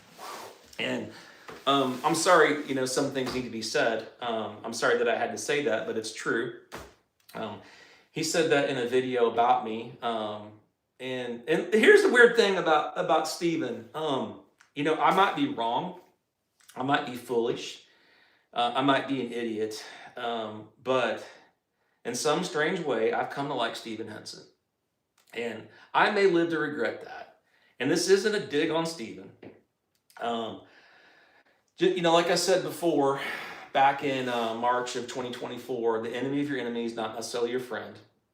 And, Stephen was sending me and my son some really awful, text messages and making videos about me and saying horrible things about me. And, I don't know how to explain it, but like when he testified that Tyson Stephanie offered him $25,000 to kill her ex-husband and all that, I thought that at the very least it was just kind of like convenient for him because it kind of shifts all of the potential blame off of him for giving me threats and death threats and all the harassment and whatnot. It kind of gives him an out and it makes him look good. It may also be true. I'm trying to say, like, there's probably something to this because I know how Titus rolls. As far as, I'm talking about Jeffrey, like wanting to take Jeffrey out and all that. I can see it, okay? But the long and the short of it is, I don't know. I digress. I see a guy in Stephen Henson that he's broken and screwed up. We're all broken and screwed up. I'm broken and screwed up, okay? And I've been around him. I've been around Stephen, I think 4 times in my life, okay? The first time, let's see, the first 2 times I was around him was, the first day was August 14th of 2024. August 14th of 2024, that was the first time I was around him. The second time was August 17th, Saturday of 2024, okay? Bible study at Titus's house. The first time was 15 minutes or 10 minutes in Titus's driveway. And those two meetings led to like months of death threats, okay? So you meet, he called himself one time Mr. Mayhem, but you meet Mr. Mayhem and it led to like death threats and all this nonsense and craziness, okay? And then I was around him on May 21st, 2025. I picked up my truck. It was being worked on, at Heritage Auto Repair, the finest auto repair on South Fork Creek Road.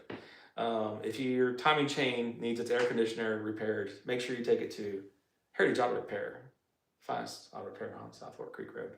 Be there.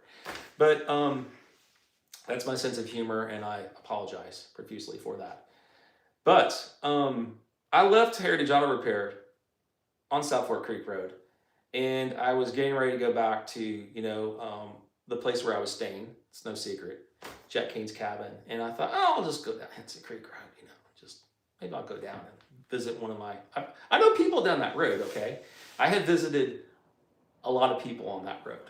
I'll just say that it's not just Titus. Like I have, and like I've gone to church in Casey County, probably in Pulaski County, by going that way because it was the closest way and so on. So, Titus and Stephanie say, oh, Aaron drives down this road all the time. Well, yeah, I've got places to go when I'm up there. And I've got stories and I've got research to do and I've got people to meet, and I've got friends too in that part of the county. And there, so I don't have to apologize for any of that. But anyways, on May 21st, 2025, I'm driving down Henson Creek Road to past Titus's, and I see down there in front of the house of prayer, there's a Jeep parked. And I'm like, oh, this must be some person from out of town who's coming to see Titus. And, I can go talk to them. And I pull up behind the Jeep, and right when I stop, I see this guy talking to his phone, and he turns and looks at me. And I looked at him. I was like, oh, that's Steven Henson. Oh, shoot. Like, here we go. And so I just embraced the moment. And I pointed at him, and I was like, So I jump out, and he's just, you can see him. He was filming. He put it up on his channel. He was filming, and you can see this moment where he just like freezes, and he sees me, and he's just like, "Is that Aaron Hatz?" And so we had this moment, and I think we both made the most of it. But that was the third time I met Steven Henson, okay? And that Titus couldn't help it, okay? We're in the road. We're not on any of the land. We're in the road. We're both parked in the road, okay? Like people do up there. It's okay. And we're talking, and Titus starts walking down the road toward us. He just couldn't help it, like a moth drawn to the flame. And Steven Henson, I want to say that was a Tuesday. I'm not sure, but I think like a day or two before, either the day prior or the day, the past 36 hours, Steven had lost his channel. And Steven, has this dream like we all do, who go after YouTube. He wanted to be a professional YouTuber. I have no doubt in it. I've never heard him say it, but he wanted that income. And, Steven is very unique. Like I've actually bragged on Steven Henson. I have told people I've never seen anything like him. I think he has a gift. In some ways, it's disastrous. Like don't curse. Like, you know what I mean? It's kind of like what I was telling my son. If you're gonna make music, make it beautiful. Make God proud with it. And so we can all do better. Myself included. I can do better. So I'm not trying to take the high road here and make myself look like something I'm not, Steve. I digress. So, Titus engages with Steven, and Steven chases him out on the road. And, I'm filming this, and I'm just like, is this really happening? Like, this is amazing. Like, I have my phone. In the moment, I don't know why. A matter of conscience, perhaps, because something just forced me not to film everything. I could have kept it going indefinitely, but I stopped filming. I didn't film most of it. I think because, I don't know if it was rude or what, but I felt like I'd gone too far, maybe. Even though there was nothing wrong with it. There's nothing wrong with filming in the road. I mean, Titus is a prominent YouTuber. He's got multiple YouTube channels. I used to go there and film Titus. Every time I went to Titus's, I think except for the last time, he always invited me to go to his house. He always, came out and engaged with me. So, this whole like harassment thing, that dog don't hunt. It just doesn't, Titus. It's disingenuous. Okay, that's the third time I met Steven, okay? The fourth time I met Steven was when Steven got subpoenaed, and I got subpoenaed to be Steven's witness. And when that happened, okay, so I'm just trying to point out, when that happened, when I showed up for court May, I want to say 28th or 29th, there were back-to-back dates, and I'd have to go into my notes because it gets confusing. There were two separate court dates, okay, from Titus, but two different things. But I got subpoenaed to be Titus's witness against Steven, which is a joke. And then his mother, Titus subpoenaed Stephen's mother to be Stephen's witness, Titus's witness against Stephen. It's just manipulation and games and like retaliation. Like, why would you call on Stephen's mother to be a witness against Stephen? It's just dragging her out there um, to the courthouse. It's just slimy. It's cult leader stuff. And Titus knows how to sue people and play the game. You know, and Titus, it ain't gonna work. And you might have met your match. I'm just saying, because I ain't gonna back down.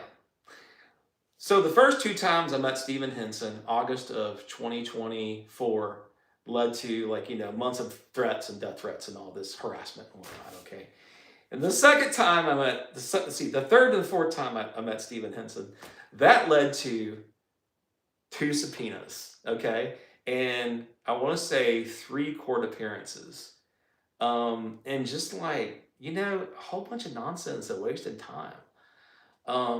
So, Steve, I like you. I don't know why. And maybe I'm wrong for liking you. But I don't know if I want to hang out with you ever. Because it's not gone well so far. But, it's like I said, like on May 20th of 2025, or whatever date it was, I was making this video and I was talking about going to, I ended up going to Stephen's mother's church, and I just ran into her there, and it was nice, and I'm glad we, I apologized to her. I thought the whole thing was really, nice, for lack of a better term. Um, so I'm getting off on a tangent here. What was it? I was talking about how, Stephen Henson lost his channel. Okay. Right around May 19th or 20th of 2025. So, when he lost his channel, I should have been having this moment of jubilation, my enemy, he's lost his YouTube channel, ha ha ha, like what Skipper Jones made that video, 3 strikes you're out, no need to pout. It's all said and done. There's no doubt. They made this song, and they had a dancing Amishman. They were celebrating that I lost my channel.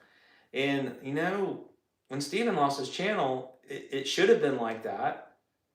But like I said in this video, but probably since been deleted. See, April, May. No, this was on my new channel. So it's there somewhere, I think, unless they've struck it down too. I've had so many copyright strikes. I have to go and look at a piece of paper to even, it's so complicated to even remember what's been struck. But I've got it ironed out. When Stephen lost his channel, like I said in the video, I just wasn't ready for him to go. And I don't have a great explanation for that. I just wasn't.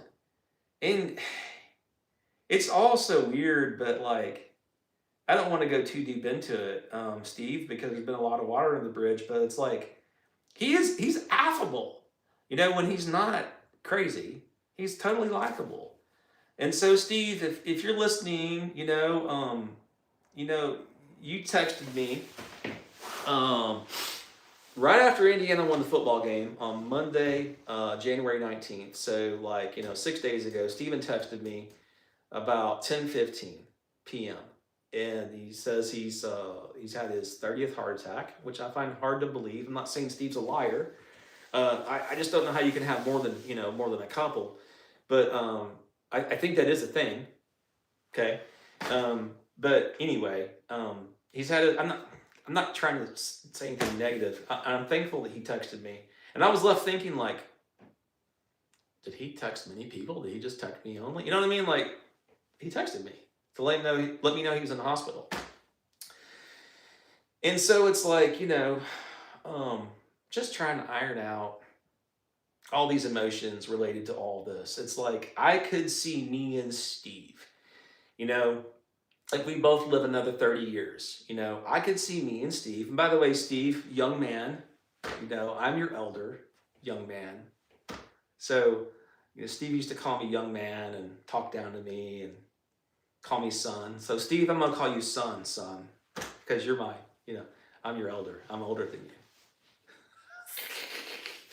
I never could tell if he actually knew that I was older than him. You know what I mean? I thought I made that clear when I met him, that my age, but it doesn't matter. Um, but if we live another 30 years, like, I don't know, maybe we can hang out sometime. I don't know. Um, I just know that I've had people in my life just selflessly be a good friend to me, and I didn't deserve it. And maybe we had similar interests or activities and backgrounds, and that's what makes it easy to be friends. But I've had some just incredible people be kind to me, and I don't know why. I look back and I feel guilty about just taking, taking, and I think about all the ways I just wasn't a good friend to them. But maybe it's my turn to be a good friend to somebody else. You know what I'm trying to say? Maybe that's what that could be. I don't know. I'm open to such things, but that's a whole other thing, man. It's just what a wild story. All of this is with what's happened on Henson Creek. With the GoFundMe fraud and everything else, and I really think that me and Steve respect each other now.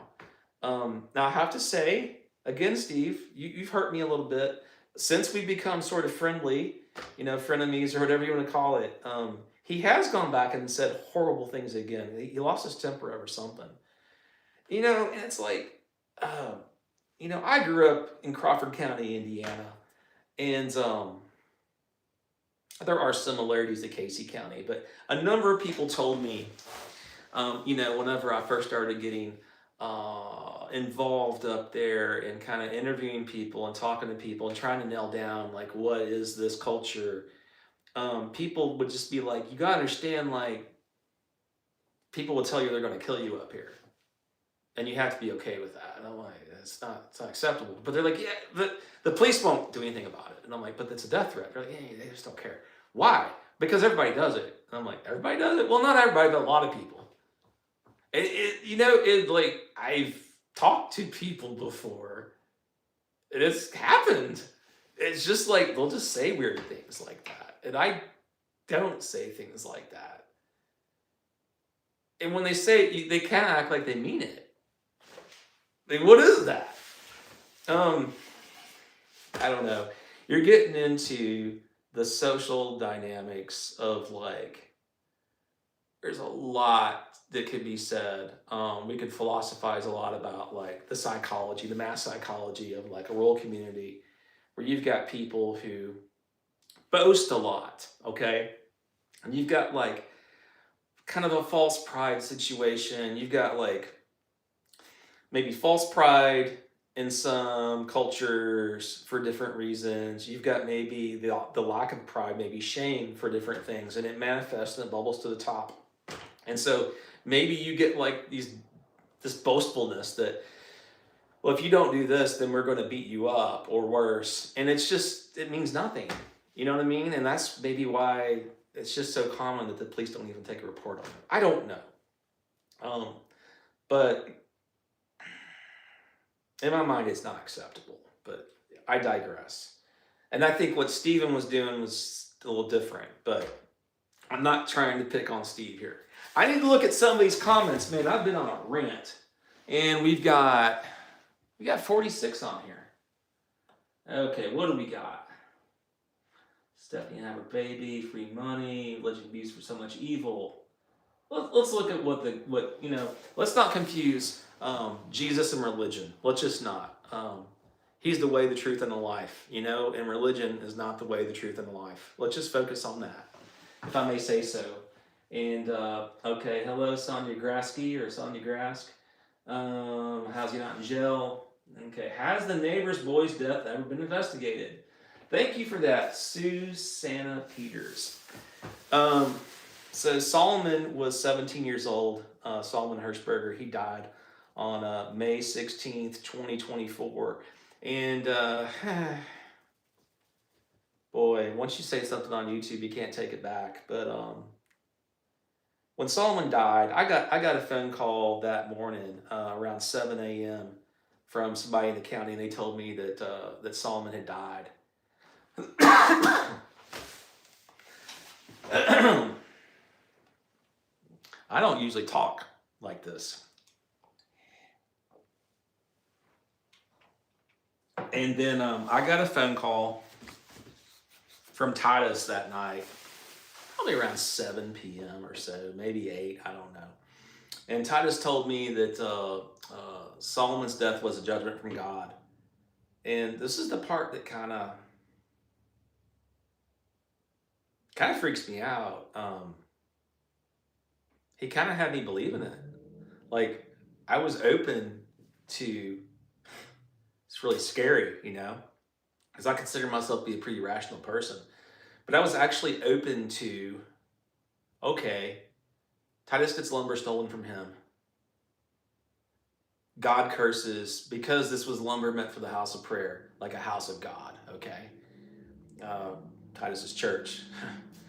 I was open to, okay, it's actually literally possible, the Old Testament sense. I was open to that, okay? But how manipulative all that was. So Solomon's dead. I learned in December of 2025 or thereabouts that Solomon had been over to Titus's, allegedly 2 or 3 days before Solomon died. He had a green smoothie over at Titus's. That's what I was told. Dead men tell no tales. Solomon was a Swartz and Trooper Amish, and best friends of the kid that circumcised Titus. Yeah. So, yeah, sort that out, You have to ask about motive. That boy testified against Titus on June 28th, 2024. And very bravely went in there and, told his story. And his best friend's now dead, okay? And, Solomon lived a quarter mile from Titus. You go to the end of the Henson Creek Road, make a right, and I'll just let that be, but okay. And, it's not quite that specific, but it's not far away. Means, motive, and opportunity. I don't know, I wasn't there, okay? But I see it. I do. I can see it all adding up. Vengeance, well, I think maybe directly attacking. See, you also have to, something that comes into it, you also have to bring in the fact that his death was in May. So the month before, so like 40 days or so, 42 days. May 16th, June 20th, it's 42 days, 3/14. Isn't that interesting? 42 days, wow. 43 days, I guess, May 31st, but I digress. Yeah, so means, motive, and opportunity. This would have been, though, before the boy testified, but Titus knew he was going to testify. I think that all that was, I don't think there was any question. Now there wasn't any question. I mean, the need for, the desire, I think, for retribution or revenge would have been there, no question, because all of that had already come out by that point. Like, Titus knew that people were speaking against him, and that witness was speaking against him, and was involved in, he was going to testify against Titus. So yeah, I think had that kid been hurt or worse, it would be obvious that Titus would be the first suspect, but maybe his best friend less so. Okay. And there's other things that I can't talk about. Okay. Things that it gets really sticky, but somewhere in between rumors and stories, and testimonies, I've heard things. And the problem is that, the Swartz and Trooper Amish community, I see a community of a very cowardly culture, okay? I see a community of men who,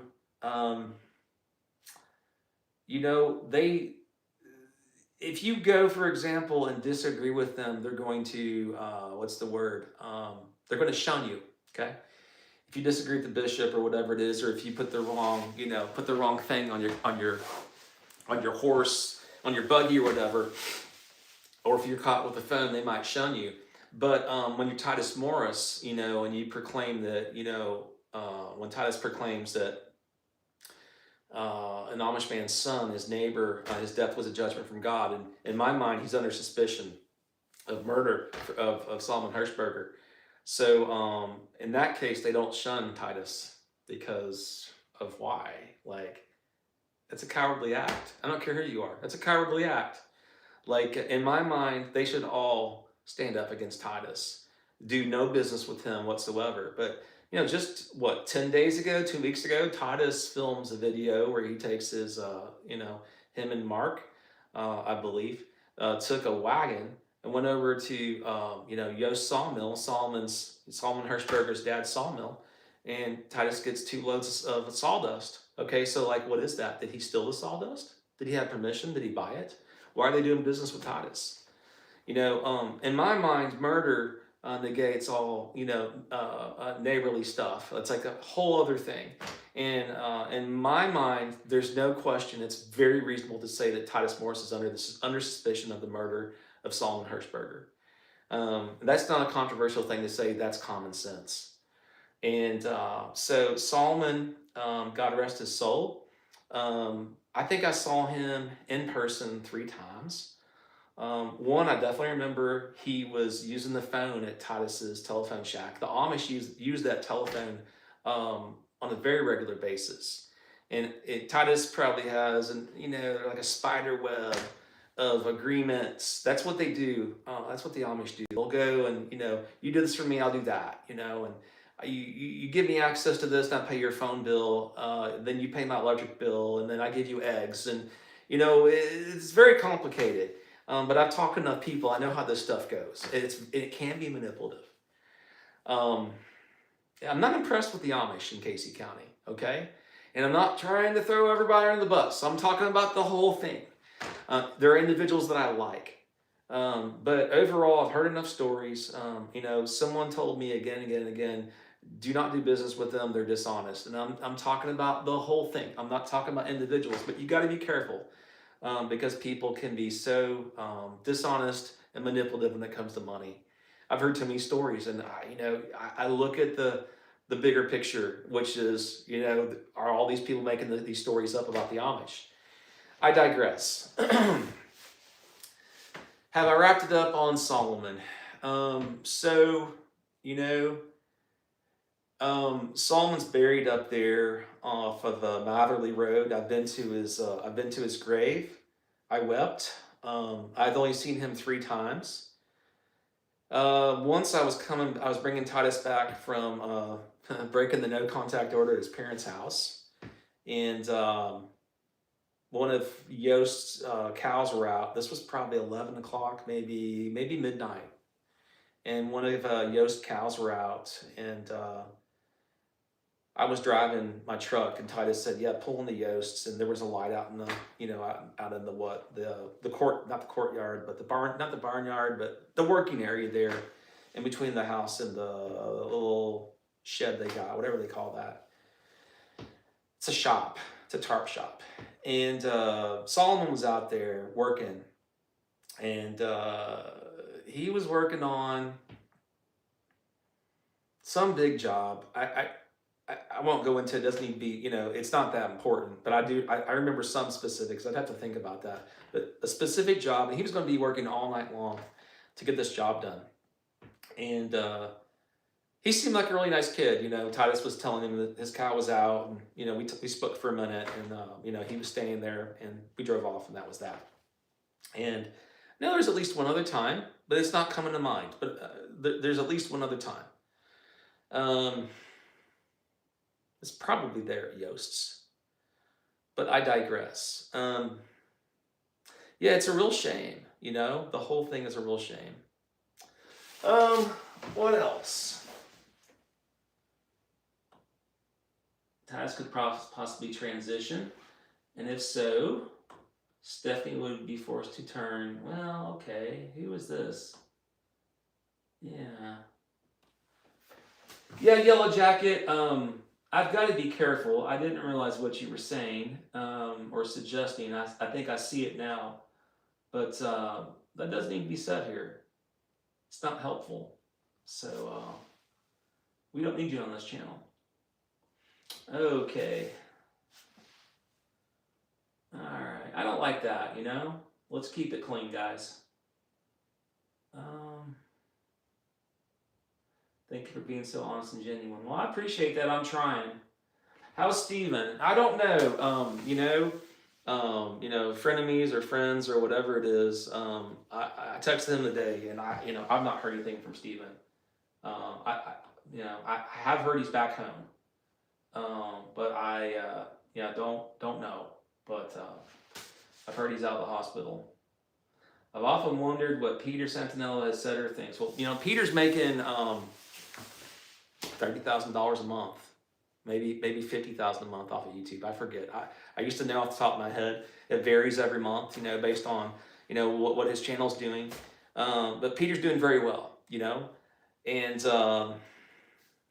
not trying to judge him too harshly, but it's like people are still learning about Titus for the first time and probably still taking their family down there because they haven't heard anything yet other than what they heard from Peter's channel. So Peter, you gotta do better. Who is Andy from Ohio? Spill it, Aaron. Well, Andy from Ohio is a good guy. Whew. Wow. All right. So there's a lot of stories y'all don't know about. Andy from Ohio is a plumber, and a lot of things happened on June 15, 2024. A lot of things happened. Yeah. I don't know if Stephanie knows that I know this. She has to know. Because people read comments and words get out, but word gets out. That's the day, that morning, that I filmed Titus making false prophecies in his driveway. That was June 15th. And I've got so many videos on my phone that I could release, but due to laziness or it's just not time, I don't know. I don't have a formula. Sometimes I don't release things, and sometimes I forget I have videos. But there's a video I've got on my phone that I just need to put it out. Oh my gosh. Archie was playing detective that day. Archie had a camera on him. So let me set this up. Me and Titus around 11 a.m. on June 15th, 2024. Me and Titus, and then of course Archie and Jake, my dogs. We go down to the barn and we saddle up the horses. It's Saturday, June 15th, 2024. It's Saturday. It's Sabbath there. And so, we're expecting people to come for Sabbath, and we're getting the horses out and all that stuff, and saddling up the horses and all that. And I put a GoPro on Archie, my Australian Shepherd mix. And Archie's got the GoPro, and I turned it on in the barn. I clicked it, and it ran for 35 minutes or whatever. Okay, and so I'm gonna try to tell this quickly. So we ride the horses down Henson Creek Road. We go to the original prayer site where we cleared all that land, and it's now a giant parking lot. Michael and Samantha Brown had just pulled up, and they get out, and Michael had never ridden horses before. And so I get off my horse, and then he gets on, and then Samantha gets on Titus's horse. So now me and Titus are walking, and Archie's going along, and he's barking at the horses until he gets distracted. And so he's just randomly filming all this stuff. We're walking down the road, and now I've got my iPhone, and I'm taking video, and Titus is talking to Samantha about, of all things, about witchcraft. And there was kind of a fascination there in this conversation between, she was talking about being repenting of witchcraft, and he was asking her specific questions that made me think, has he been engaging in witchcraft? It was just interesting, the things he was asking. And so we ended up turning around near Eli Yoder's, old house, the house, the big white house right there on the creek, where you go across the creek, and there's like a wooden, a metal and wooden bridge, like a footbridge, for people to walk across up in the air. You've all seen that bridge before. It's been in so many videos. So anyways, we turn around there, we're heading back, and you can see Bill Rust comes through. And it being Sabbath, Bill would always hide. He wants nothing to do with people on the Sabbath. He just wants to go and hide. That's his jam. He doesn't like new people. Agoraphobia, whatever you call it. I think it's a spiritual thing, to be honest. And I like Bill. But anyway, the most interesting thing happened. Michael and Samantha, I believe, were way ahead of us at this point because me and Titus are walking, and this van goes by, or excuse me, this truck goes by, and he goes by, and then you can hear on camera, you hear, "You effing pervert," like really loud, and he was yelling at Titus, like, "You effing pervert," and I always wondered who that was. Now I know. Don't ask me how, but it came to light. It took a year. Yeah, it took about a year, but I finally found out who that was. So anyway, it's funny. There are some people who don't put up with him, and I would say that's one of them. He's not Amish. He's not Mennonite. Anyway, so let me get to the point. We're walking down towards Titus's, and it's me, Titus, Archie, and Jake, and whatever the dogs are present. And when we get to the driveway, Archie does something strange. He, instead of walking with us to the barn where the horses are, Archie says, "I'm going to go to the porch." So Archie goes down the driveway, and Jake goes with him. So camera's still going. Archie goes down the driveway, gets up on the porch, sits down. And so at this point, Bill lived basically at the house Parasite in his van. So when Bill would disappear on Saturdays, he would usually go to get something to eat at the gas station, which is probably 8 miles away or whatever it is. And he'd get a chicken biscuit. And that's just what he would do. That was his habit. And anyway, he would not go to Titus's house on Sabbath. That's the last place you would ever see him, okay? And because he wants to avoid people. So Stephanie's van is there. When Archie came down the driveway, he walks right by Stephanie's van. And so Stephanie's clearly there. And he sits down on the porch. Well, Andy from Ohio pulls up.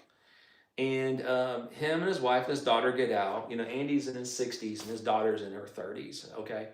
And they all come up on the porch, and Andy's like, "Hello, hello, hello." And I'd answered the phone the day prior, and I'd had a conversation with Andy, and he was telling me they were coming from Toledo, I believe. They were coming a long way. I don't know, 6 hours or something. I'm not sure. Maybe 7. It was a long way. And very solid man. This guy is not a plumber. He's like an entrepreneur. He's very successful. Really solid guy. Really like Andy. He's just one of those people, you meet him and you're just like, I like this guy. And but you can see him coming up onto the porch because Archie's camera's going, and it's great. He looks down and he makes eye contact with my GoPro, and he's like, "That's ridiculous. Why is there a camera on this dog?" And it's just funny. And Andy goes in the house, and you can hear him at some point talking to Jonah. And fast forward to October of 2024, 4 to maybe 6 months later, maybe even December of 2024, I had a conversation with Andy, and he tells me that when he got there, he saw Stephanie run out the back door. So the next thing you see, okay, Stephanie runs out the back door. The next thing you see on camera, eventually, is Jonah comes out, and he's putting his boots on. Okay? Now, I'm not going to say it. And I don't want you all to say it. But it looks suspicious. They were there alone. And you fast forward to the Sunny Sauce video. On Titus Morris Extras, this would have been put out approximately March 28th of 2025. Stephanie makes a video where she's making Sunny Sauce. This is a vegan cheese, okay? This is almost precisely the 30-day anniversary of her marrying Titus. She's making the Sunny Sauce. She's filming herself in Titus's trailer, and she's crying because her world it's like the worst time of her life. She says something to the effect of, "This is the worst time of her life," and she's crying. And who's she talking about? She's talking about Jonah.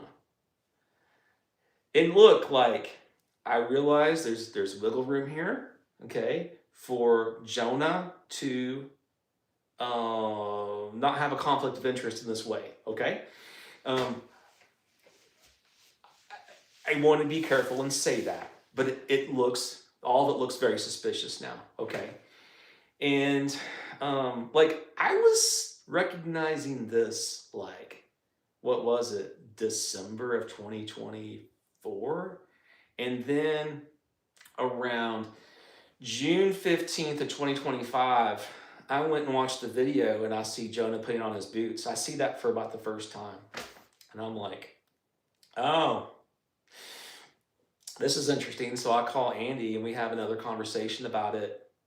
And I don't have like, it's not, it's like indirect evidence. You can put things together. I mean, you never see Stephanie in the video. You never hear Stephanie in the video that Archie had. Archie's GoPro is just running continuously. But what am I trying to say? It paints a picture of being very suspicious. And Jonah told me the last time we talked was July 17th of 2025, thereabouts. There was a finite conversation that we had, and that was it. It was weird. He texted me and he said something about Thomas Weddle, the county attorney, he texted me something about that. There was a conversation they had. And so I called him around 11 o'clock that night, maybe 10:50, something like that. It was fairly late. And we talked for a good bit. And I was trying to break the news that I had something weird on film, that I had found a video, and I found this and I went back. I'm still finding stuff. I shot so much footage at Titus's. I had all this stuff saved up, but didn't know what to do with it because I didn't know how to edit. All this is lining up. You know what I mean? The timing in hindsight is interesting because, like, if I would have put all this out back then, it'd have a whole different context, and Titus could have made adjustments and changed to hide things better. But Titus is a terrible cult leader, by the way. It's like, guys like David Koresh are looking down on him like, this guy's a rookie. He's terrible. Like, it's so obvious. You know what I mean? Yeah, I digress. So I talked to Jonah and I'm like, hey, I found this video. Archie's this and your boot's that.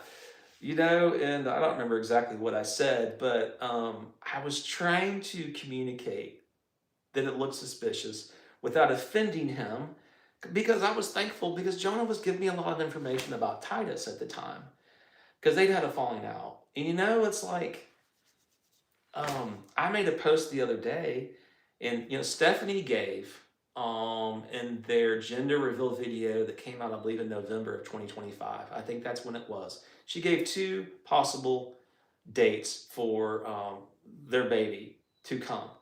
And like the 9-month date, if you will, the 40, whatever it is, 40 weeks or whatever it is. I forget the number. Is it 40 weeks? Whatever. But the 2 dates essentially lined up precisely with the 2 dates when Jonah left. Okay. Because I asked him when he left twice. And it was interesting. Both dates for Jonah leaving lined up almost precisely 9 months to the 2 dates of Stephanie's projected 9-month period of coming to term with her baby. And both of those dates were like what? January 27 and then like February 8 or something like that, or February 10, but they were like, 10 days off, but anyways, both of those dates lined up. They projected 9 months and 9 months. It's just really interesting. And so, like, I wasn't saying the obvious, but I'm pointing out that it's all suspicious. And it's probably not that. But it's fruit of Titus's ministry. It's fruit of this situation. The whole thing is a dumpster fire, up and down.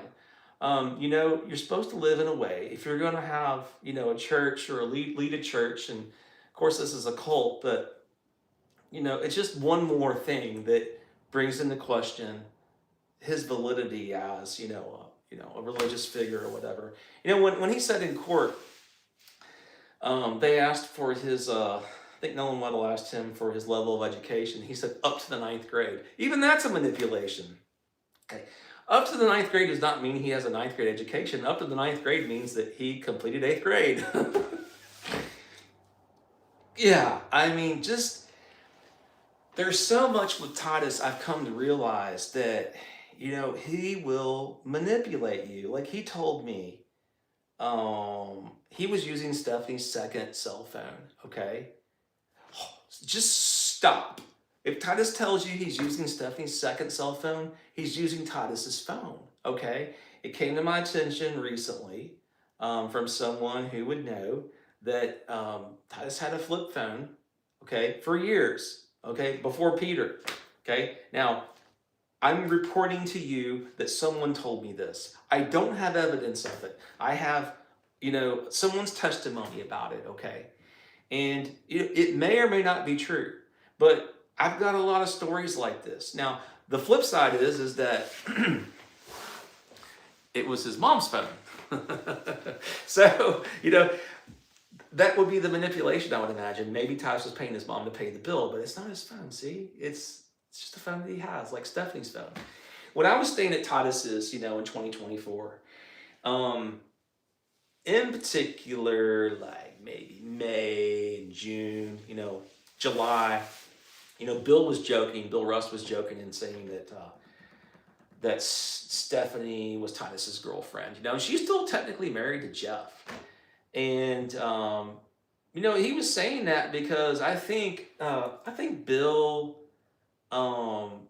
like most people, doesn't like manipulations and lies, and he didn't like to live it. I'm not saying Bill's perfect or imperfect. I'm just saying, I think he kind of got sick of promoting like this notion that they weren't romantically involved.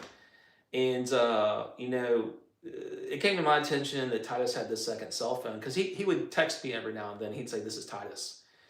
And I suspected it was just Titus's phone, but I digress. When I was there during that time period, like June, July, and so on of 2024, May, June, July, I noticed that,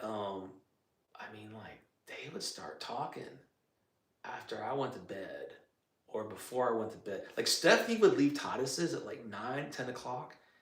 She'd go to Randy and Brenda's, okay?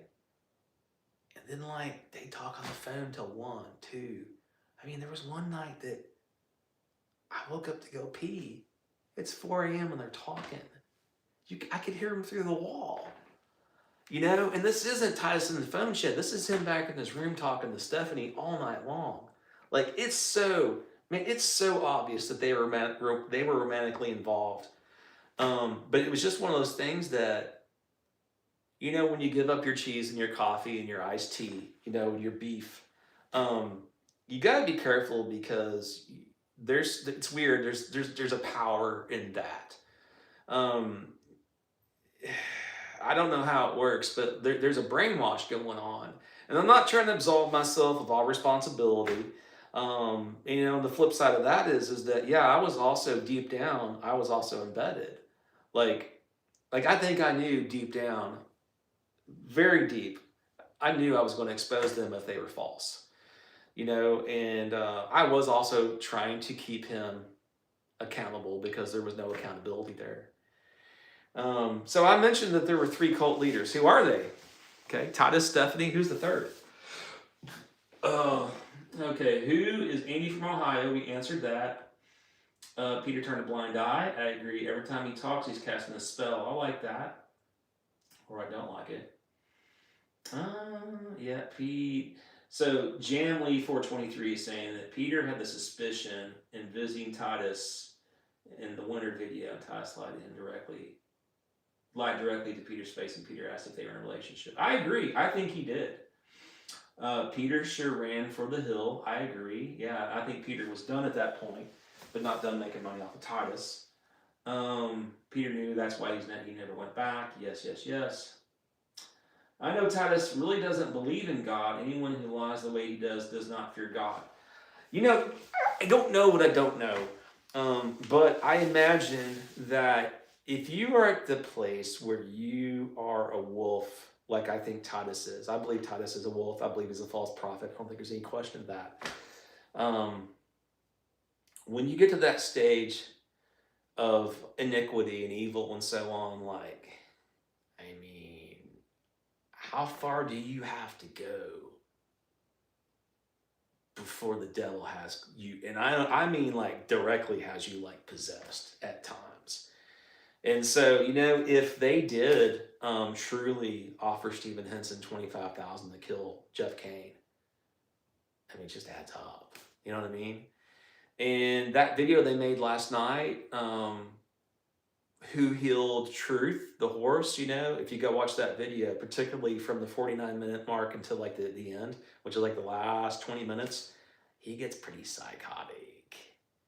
Like, I thought he was intoxicated on some kind of substance based on his movements, and his eyes. It's just like, wow, yeah, man, like cray cray.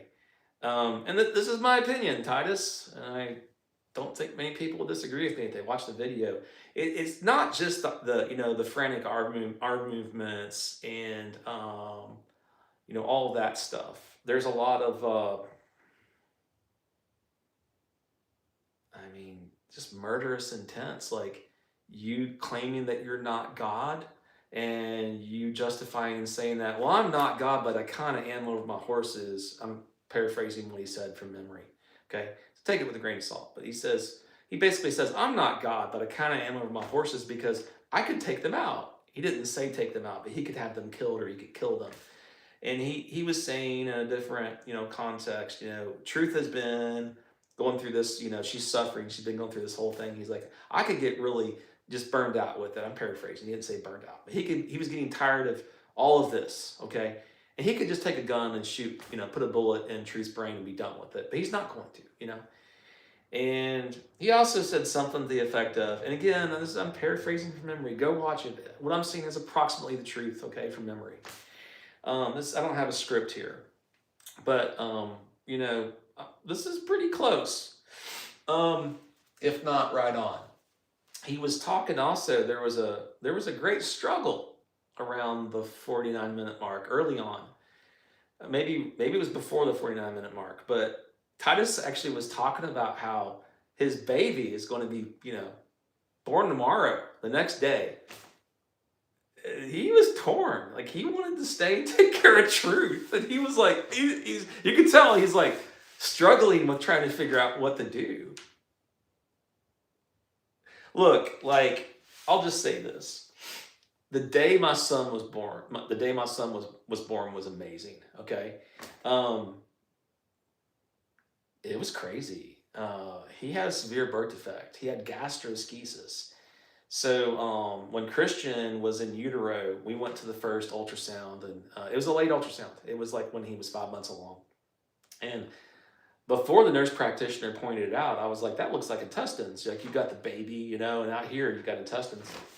And the nurse practitioner got really quiet. She said, your baby has a birth defect. He has gastroschisis and blah, blah, blah, blah, blah, blah. And then so she eventually leaves the room, and in comes the nurse of death, and she was trying to promote all the advantages of having an immediate abortion. And I immediately said no, and that was the end of that. My ex-wife, echoed that. So we were on the same page, but it worked out, obviously. But Christian came 7 weeks premature. He came in at 4'7", 4 pounds 7 ounces, and he came dragging his intestines out with him. Like, it was crazy. Like, I don't want to go into it, but it's like, he could have been on the other side of the house, okay? And the intestines were here. They just kept coming out. It's just crazy, crazy, crazy, crazy. Yeah, that was a tough day.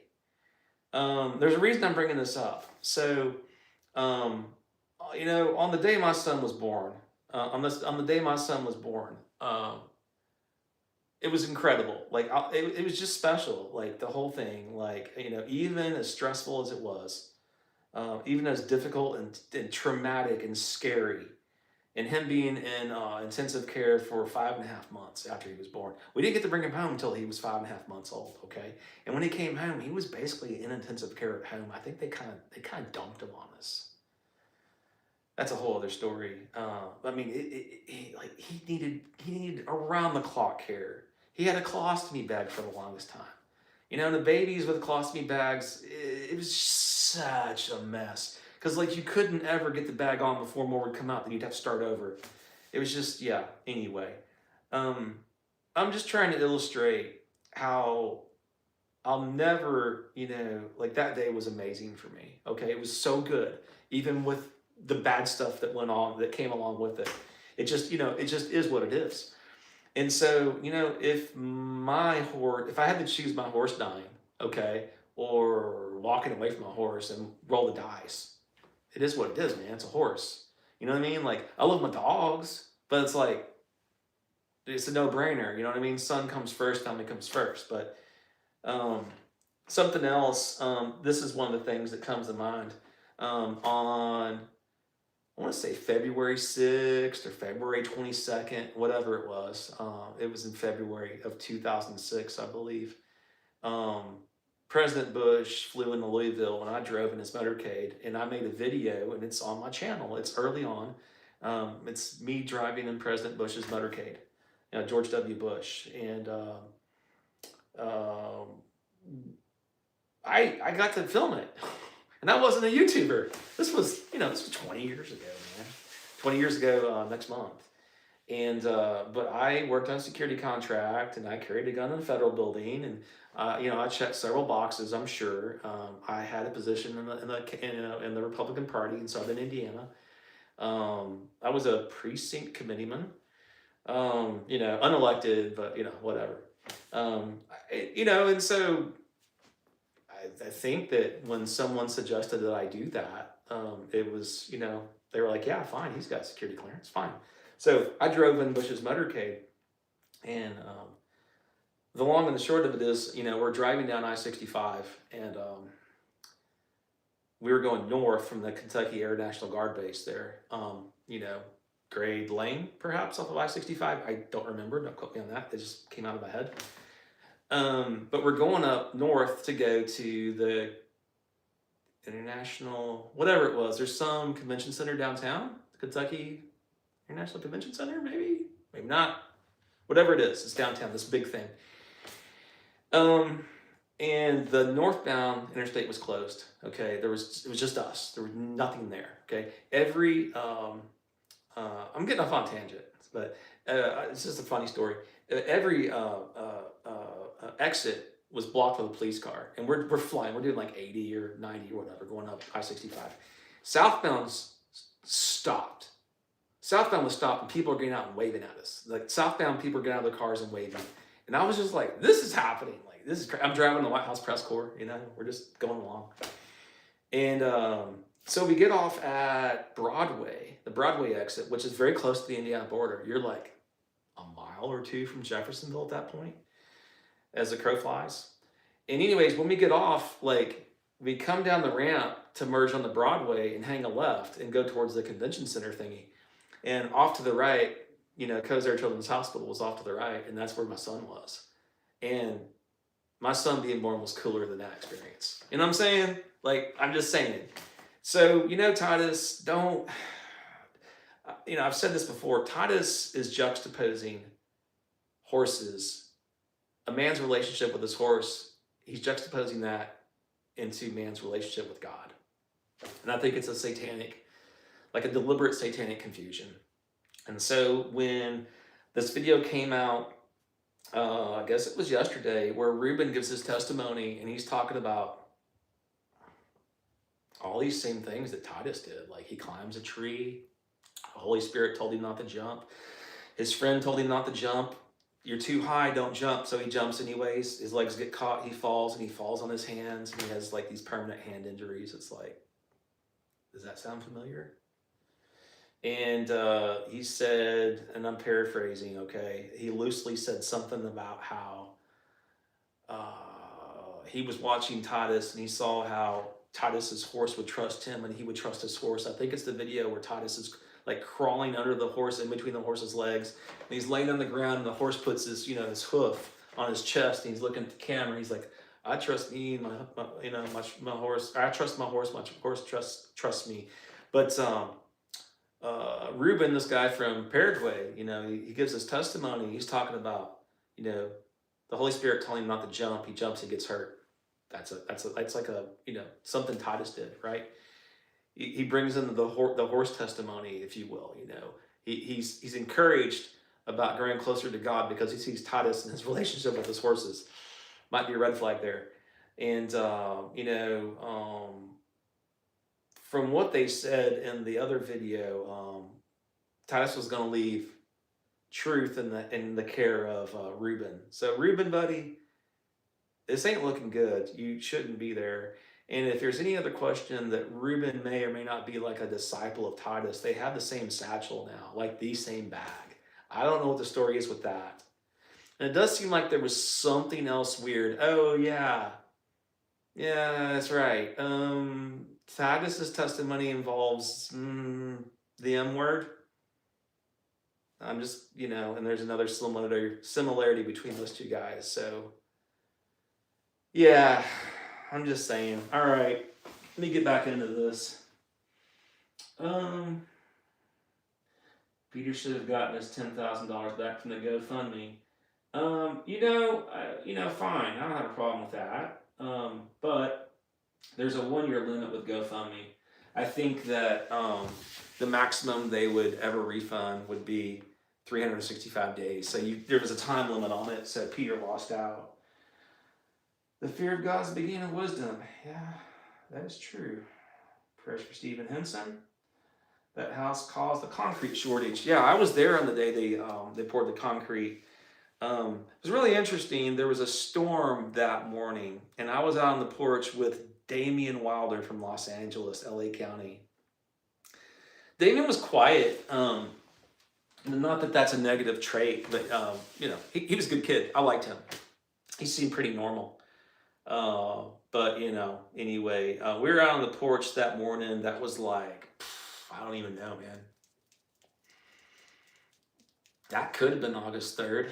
No, it doesn't matter when it was. Late July, early August of 2024, the day of the concrete pour. Anyways, we're out on the porch, and it's just pouring rain, and there's thunder, and lightning struck at the House of Prayer site. And I never did nail down where it was, but it had to be it seemed like it would have been really close to the House of Prayer. But like I said, we never could nail it down. There was a guy out there working that day. Mervin. Yeah.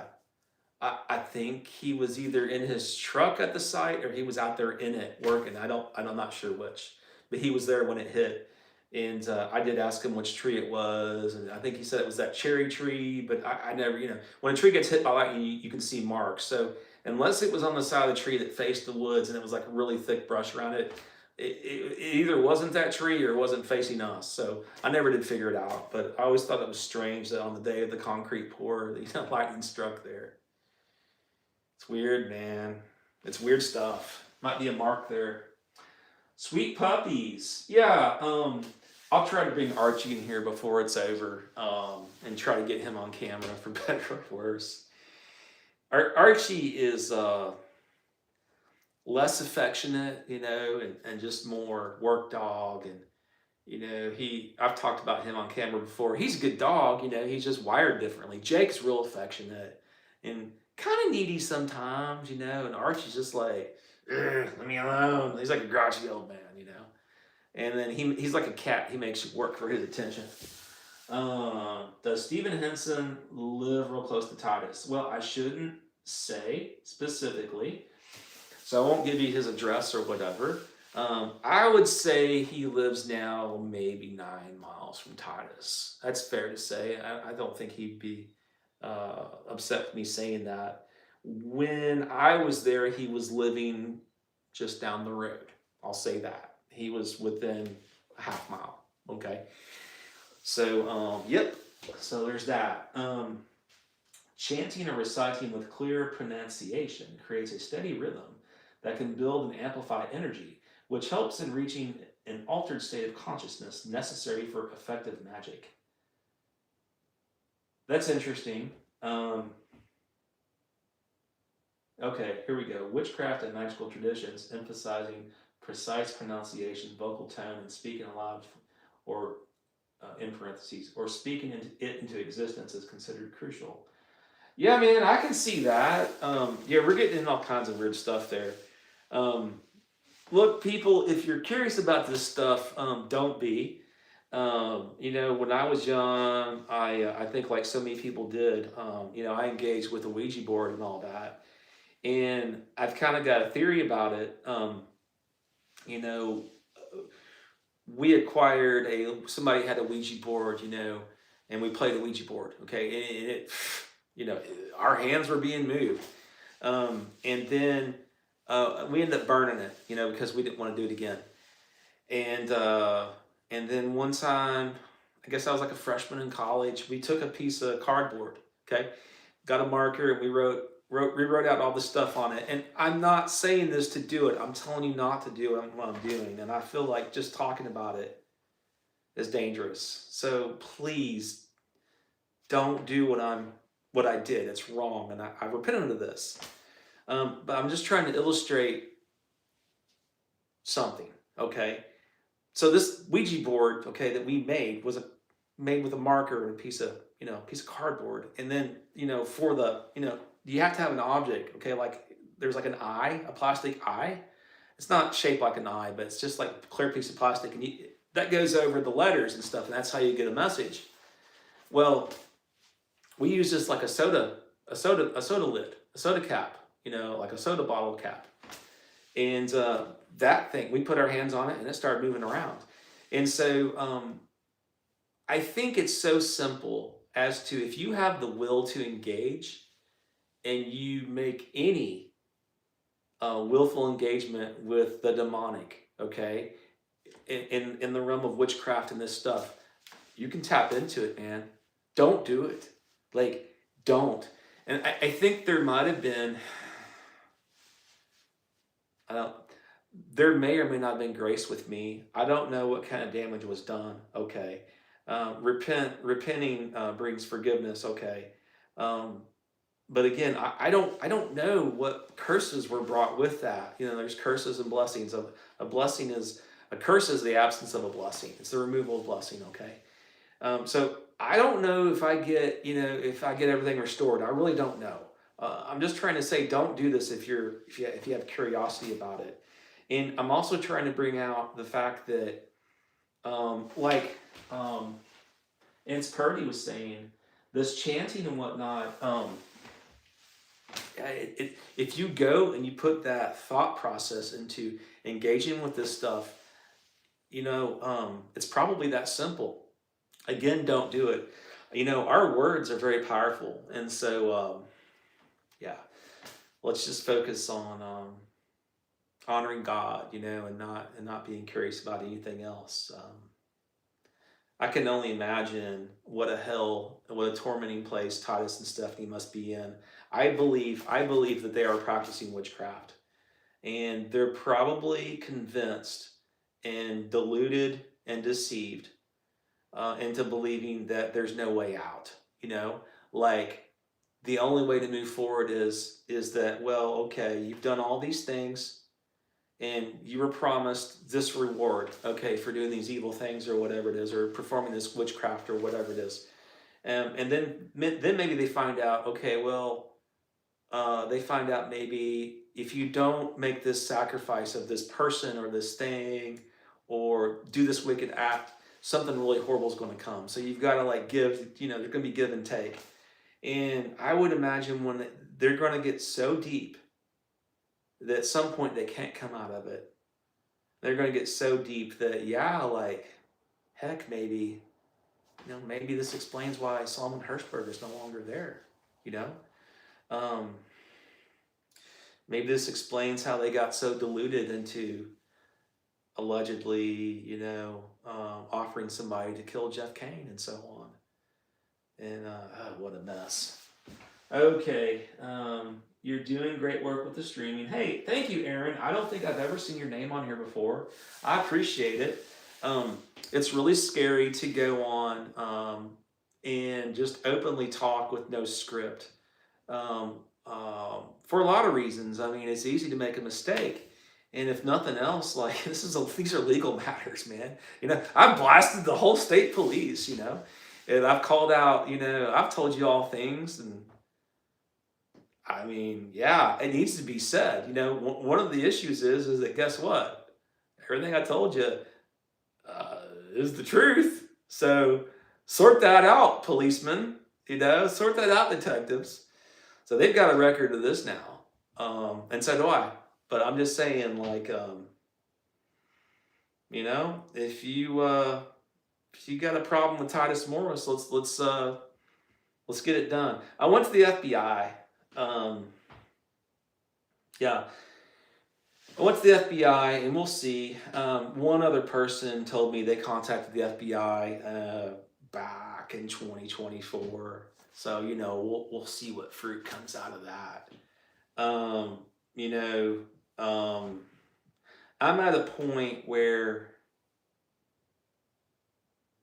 for a number of reasons, I think it's better for the totality of the circumstances just to put it all out there. And this is not because I'm getting YouTube views. Like, I can't make money off of YouTube anymore. They made copyright strikes against my old channel. And at least right now, until something changes, I can't make any money off of YouTube. I've been doing all this since April. I've been making nothing.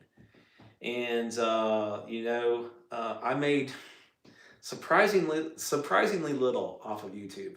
I spent far more, money by driving the Tituses and, buying the equipment that I bought, I never made more than I lost, So it's kind of laughable to me when people say I'm just in this for, I'm trying to make views and I'm selling out Titus or whatever it is. So what else do we have here? Titus has zero fear of the living God. I mean, yeah, I see that. I'd like to see that change, you have these pipe dreams, like so many things have happened with Titus that I think he's gone too far. Like one of my neighbors here told me last week that they were going to pray for Titus, and I was like, well, you're not wrong. Like, that's fine. But I was trying to communicate. I didn't know how to say it. I was trying to communicate, like, I think it's a waste of time. I think they're too far gone. But it's not my place to decide that. And I thought it was great that she was going to pray for them. Oh, heck, what was I going to say? Zero fear of the living God. Yeah. There was a pipe dream I kind of had, early on in particular when I exposed him, early on, like in September 2024, around that time. I thought, well, maybe there's a chance that, he'll lose his farm, and all. This is before him and Steph even got married, but maybe I thought, maybe he'll lose his farm. Maybe he'll go to jail and he'll hit rock bottom and he'll have a conversion, okay? And he'll go and confess everything. And then maybe there'll be such a dramatic conversion out of Titus that we'll all think, like, he's not the same person. Like, he's not even dressing like the Amish. Like, he's eating regular food and I don't even recognize the guy. And you know what I mean? And I have pipe dreams like that. And maybe it's not a pipe dream, but I've never seen anything so wicked. Never anything that resembles the church, I digress. All right, so Jake, Sonia loves Jake. Truth Pilgrim loves Jake. I love Jake too, and I'm thankful that y'all do. Wow, it's 11 o'clock, and I've still got 42 people watching, and I'm at the 1 hour and 59-minute mark. This is wild. Woo! Wow, what a first, way to break the ice here. That first one I did that was like just 2 or 3 minutes. That didn't really count. This counts, I think. Okay. The snakes got the chickens and the eggs. The snakes got the chickens and the eggs. I'm not sure what you mean by that. Fake stolen wood. Yeah, there's something going on there. Titus needs to be shunned. I agree. Any petitions out there? I don't know anything about petitions. But wait, was Titus doing the horse? I thought it was the other way. Oh, that's harsh. Seventh day Adventist. Titus is seventh day. So with Titus, just I have a hard time figuring out what he is because he grew up Seventh day Adventist, and he allegedly got kicked out of the Seventh day Adventist church that his parents, brought him up in, at least in Liberty. But he kind of is still pushing a lot of Seventh day Adventist theology and philosophy and whatnot. So I think he could still be part of that church. He could be a covert agent of them doing, something off to the side. I don't know. Anyway, who knows? But yeah, he has this Seventh day Adventist background. He is a typical case of stolen valor. Titus, I guess? I don't know. A cherubic fin-looking teenager from Paraguay. Oh, okay. Yeah, I'm not going to read that. Let's see. A David Koresh. I agree. Titus is, unfortunately, a form of David Koresh. It's sketch, man. And I've lost my spot. Where did it go? Wow, there are a lot of comments in here. Man, there are a bunch of comments in here. Good night. Wow, this is fascinating. I never had so many comments. Okay. David Koresh, Jim Jones, yeah. You should repost the email with all the rules. Yeah, Stephanie sent me an email, July 2024, and it had like the new rules, or the rules for the House of Prayer about, when to eat, what to eat, and all that, what to dress and all that, how you should dress. And yeah, it's come to my attention. I didn't see it with my own eyes, but I believe it to be true. Stephanie was seen in a Mexican restaurant in Liberty in 2025, eating food inconsistent with her apparently deeply held religious beliefs. So there's that. Stephanie has been seen out in public, even on YouTube, on her Stephanie Michelle channel, wearing a non-plain, like not wearing her head cover and so on. I have no problem with that, but I have a problem with you presenting yourself as being that, but then not being that. I think it's come. I talk about how there are three cult leaders here. Titus and Stephanie are two of them. You can figure out the third. But it's just like, no, it's rules for thee, but not for me. With it, definitely with Stephanie, and I don't think Titus is eating these things or doing these things behind the scenes. But I have heard a rumor. Get ready for this one.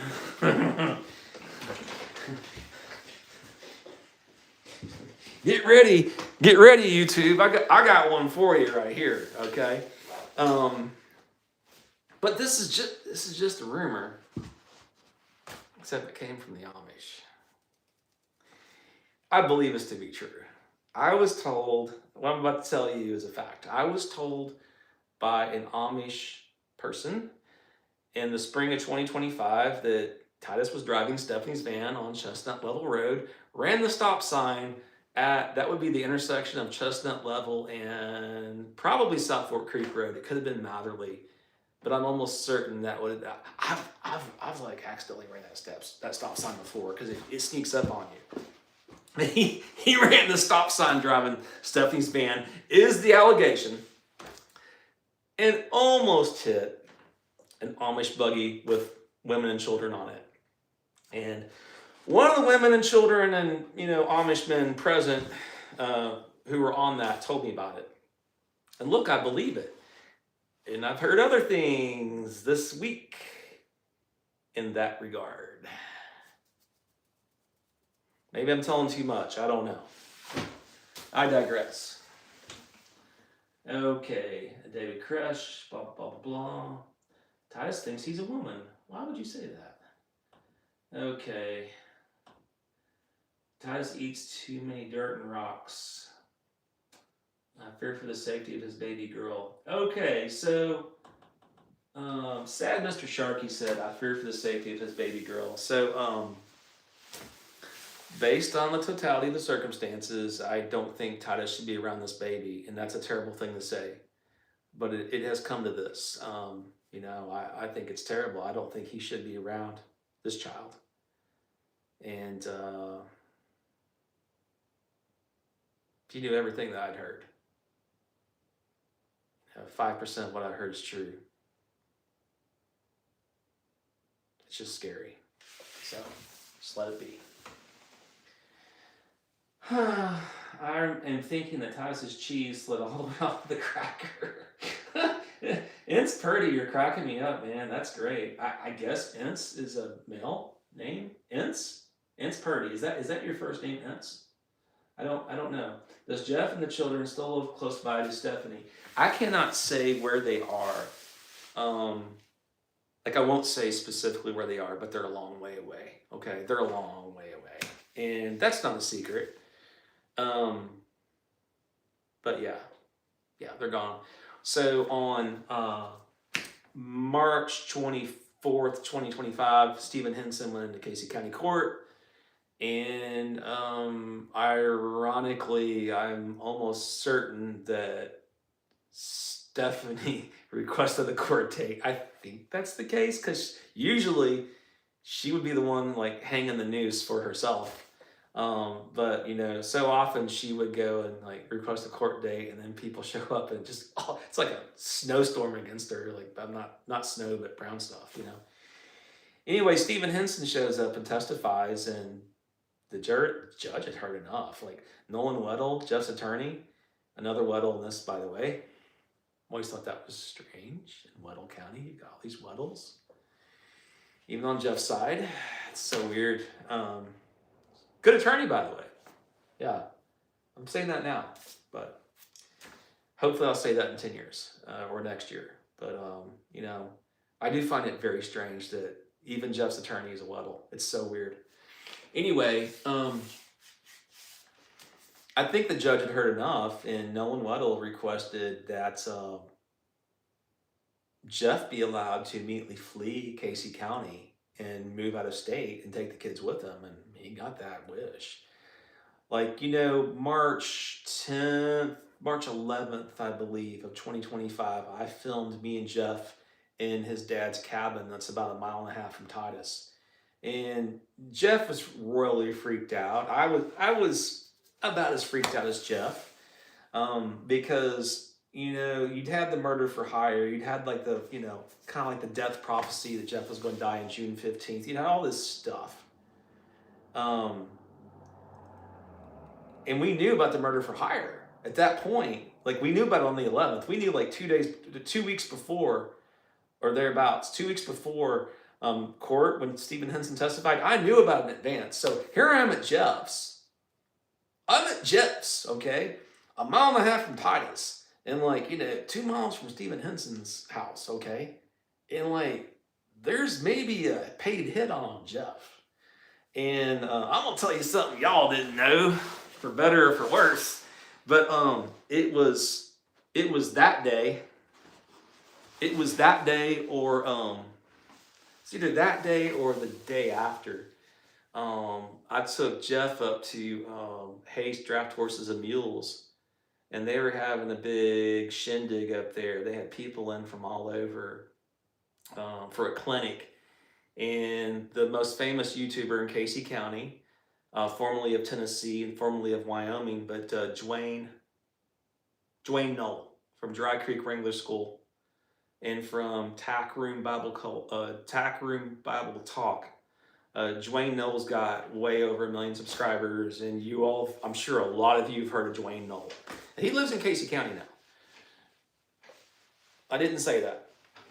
I think he likes his privacy, and if you see him out in public, say hi, but let that be that. Respect his privacy. But I took Jeff over to this event at Haste Draft Horses and Mules. You know, and I'm packing heat. I've got this, protective bent, and I used to work in security, and I like to play Nancy Drew, and so haha. And so Jeff is my responsibility. Here I am, the guy that used to be running around with his nemesis. Like, I used to promote Titus on my channel. Even after, like, I'm the one that filmed Jeff. Excuse me, I'm the one that filmed Titus, making these prophecies about Jeff dying or whatever, however you want to describe that. On June 15th, and now I'm driving Jeff around like playing bodyguard, because I felt like he was my responsibility. So we're up there at Haste Draft Horses and Mules. There's people there from all over the country. Dwayne Knoll's there. And Dwayne's an ex-cop, and he sees me. I'm a little bit nervous. I'm not like crazy nervous, but me and Jeff were both like just kind of like, I kept like watching and looking. I've got a bulge. I've got my gun, in my waistband, and I'm just saying, like, Jeff was my responsibility. It's just one of those funny stories because, I didn't know if Jeff was going to make it until April 21st. Is that right? No. This was March 11th, so I didn't know if he's going to make it to March 24th. And, he he had to be there. I forget exactly where and when he had to be, but he had to be there at certain times to exchange the kids and whatnot, because they still had 50-50 custody up until March 24th. And I'm like, I thought they were going to have Jeff, taken out. And so did Jeff. Obviously. Oh boy, what a dumpster fire. Okay, there's a story. What a wholesome book. I guess these are old comments, from when I was talking about Stephanie's book. Yeah, the book is worse than the titles. Carrie Flatt, I recognize that name. Why did Connie go to jail? Well, according to the book, Connie was arrested for suspicion of a methamphetamine deal or something along those lines. She said something like, dun, dun, dun, dun, dun. Deputy Mark Rose was in charge. She doesn't say it back here. On the back. Somewhere in the book, though, I've got it in my notes, I'm sure. She was under suspicion of... she gave a teenager money that was used for a drug deal. And on the same page, she describes giving the money to a teenager not thinking it'd be used for a drug deal. Then on the same page, in a different paragraph, she alludes to how that person was a druggie, and had a history of like making drug purchases. But then she worded it like, how could I know that it would be used for drugs? She said it both ways. I think it's obvious that there's drug activity there, and there's drug activity at the House of Prayer site before Titus bought it. Don't get me started on that. Titus has admitted to that. Anyway, let me go through these comments. It's the House of Titus. Yeah. Once you know, and you do a full stop. Okay, hello, Rowdy. Yeah. Oh, there's Kevin 14C. What's up, Kevin? I like your emoji. What's the story behind that emoji? Why'd you pick that? It reminds me of like Horatio Hornblower, Captain Pellew, If you know, you know. Olstein, yeah. Stories in Cardboard, one of my favorites. I love your channel, Stories in Cardboard. Like, I like baseball cards, and I like what you do. So, but I think you know that. Really, there are no more modern prophecies because of the finished canon. God has said everything he needs to say in his completed written word. It's probably true. But I do know that in the last days, old men will have dreams. I probably This is off the top of my head, but there's going to be prophesying in dreams. Like there'll be prophetic dreams and stuff. I don't fully understand that. That's come out of Revelation. So I don't know. Who are you? Well, so Nice Like Rice. I'm Nice Like Rice. My name's Aaron Atz, and I'm talking about Titus Morris. I was a volunteer there for 58 nights in 2023 and 2024. I made 11 trips up there. I started a YouTube channel after I started going up there. I wanted to start a YouTube channel for years. And I made the mistake of not doing that in 2012 or 2015. Gosh, if I would have got in early, good night. It'd be a whole different thing. I feel like YouTube is saturated now. But I was promoting Titus with my channel, and then, oops, sorry, it's a cult. I was promoting the cult leader. But most people left the cult and just shut up. There were a lot of YouTubers went up there. They left and never said a word about it. And you know what? To me, that's the opposite of integrity. So I'm talking about it. I'm drawing attention to myself. But Donovan Mercer, you've not talked about it on your channel. David Alink, I'm not trying to find fault with you, but I don't think you've made any videos that are anti-Titus. If you have, I'm not aware of it. There's plenty more. Steve Haste, okay, it's a little different. You have a channel about selling horses. It's not your jam. I'm just trying to illustrate. There are a number of people who have YouTube channels who've been there and not said a word. Eric Norris, you could have said things are anti-Titus. Peter Santinello, hello. There's a bunch. Steve Howes has. He's not really dug into it though. And I'm not trying to rip on you, Steve. Hey, Stephen Henson certainly has. Stephen Henson has. And I gotta be careful because I forget. I don't think anyone's done what I've done, obviously. And I'm not trying to, grab all the glory, but I was in a unique spot because I was right there, man. I was right in the middle of it. Okay, what we got here? Titus wasn't used to the attention around here. Peter came around and started getting attention. Free items and money went to his head. Well, there's Mouse. Hey, Mouse. I'm pretty sure Titus liked attention quite a bit before Peter came around. Mouse is a somebody. Mouse, why don't you tell us who you are? Mouse is close to this situation, I do believe. I'm not trying to out you in any way. I could be wrong. Are Stephanie and Jeff divorced? Yeah, Doreen Milliman. Doreen, Jeffrey and Stephanie, their divorce was filed January of 2024. It drug out forever. And it wasn't finalized until, January 28th of 2025. So essentially a year. It took a year and change for the divorce to be finalized, but custody wasn't finalized until the custody of the 3 children, the Kane children, was not finalized until September 27th of 2025. So when Jeffrey got full custody of the children, full sole custody of the children on March 24th, 2025, that was temporary. And that was made permanent around September 27th of 2025. And it's over. It's a done deal now. And again, we can thank Stephanie for, I've heard that Stephanie has filed an appeal. You hear rumors and stuff. But I believe she has filed an appeal. I'm almost certain that I heard her say somewhere that she was going to appeal it.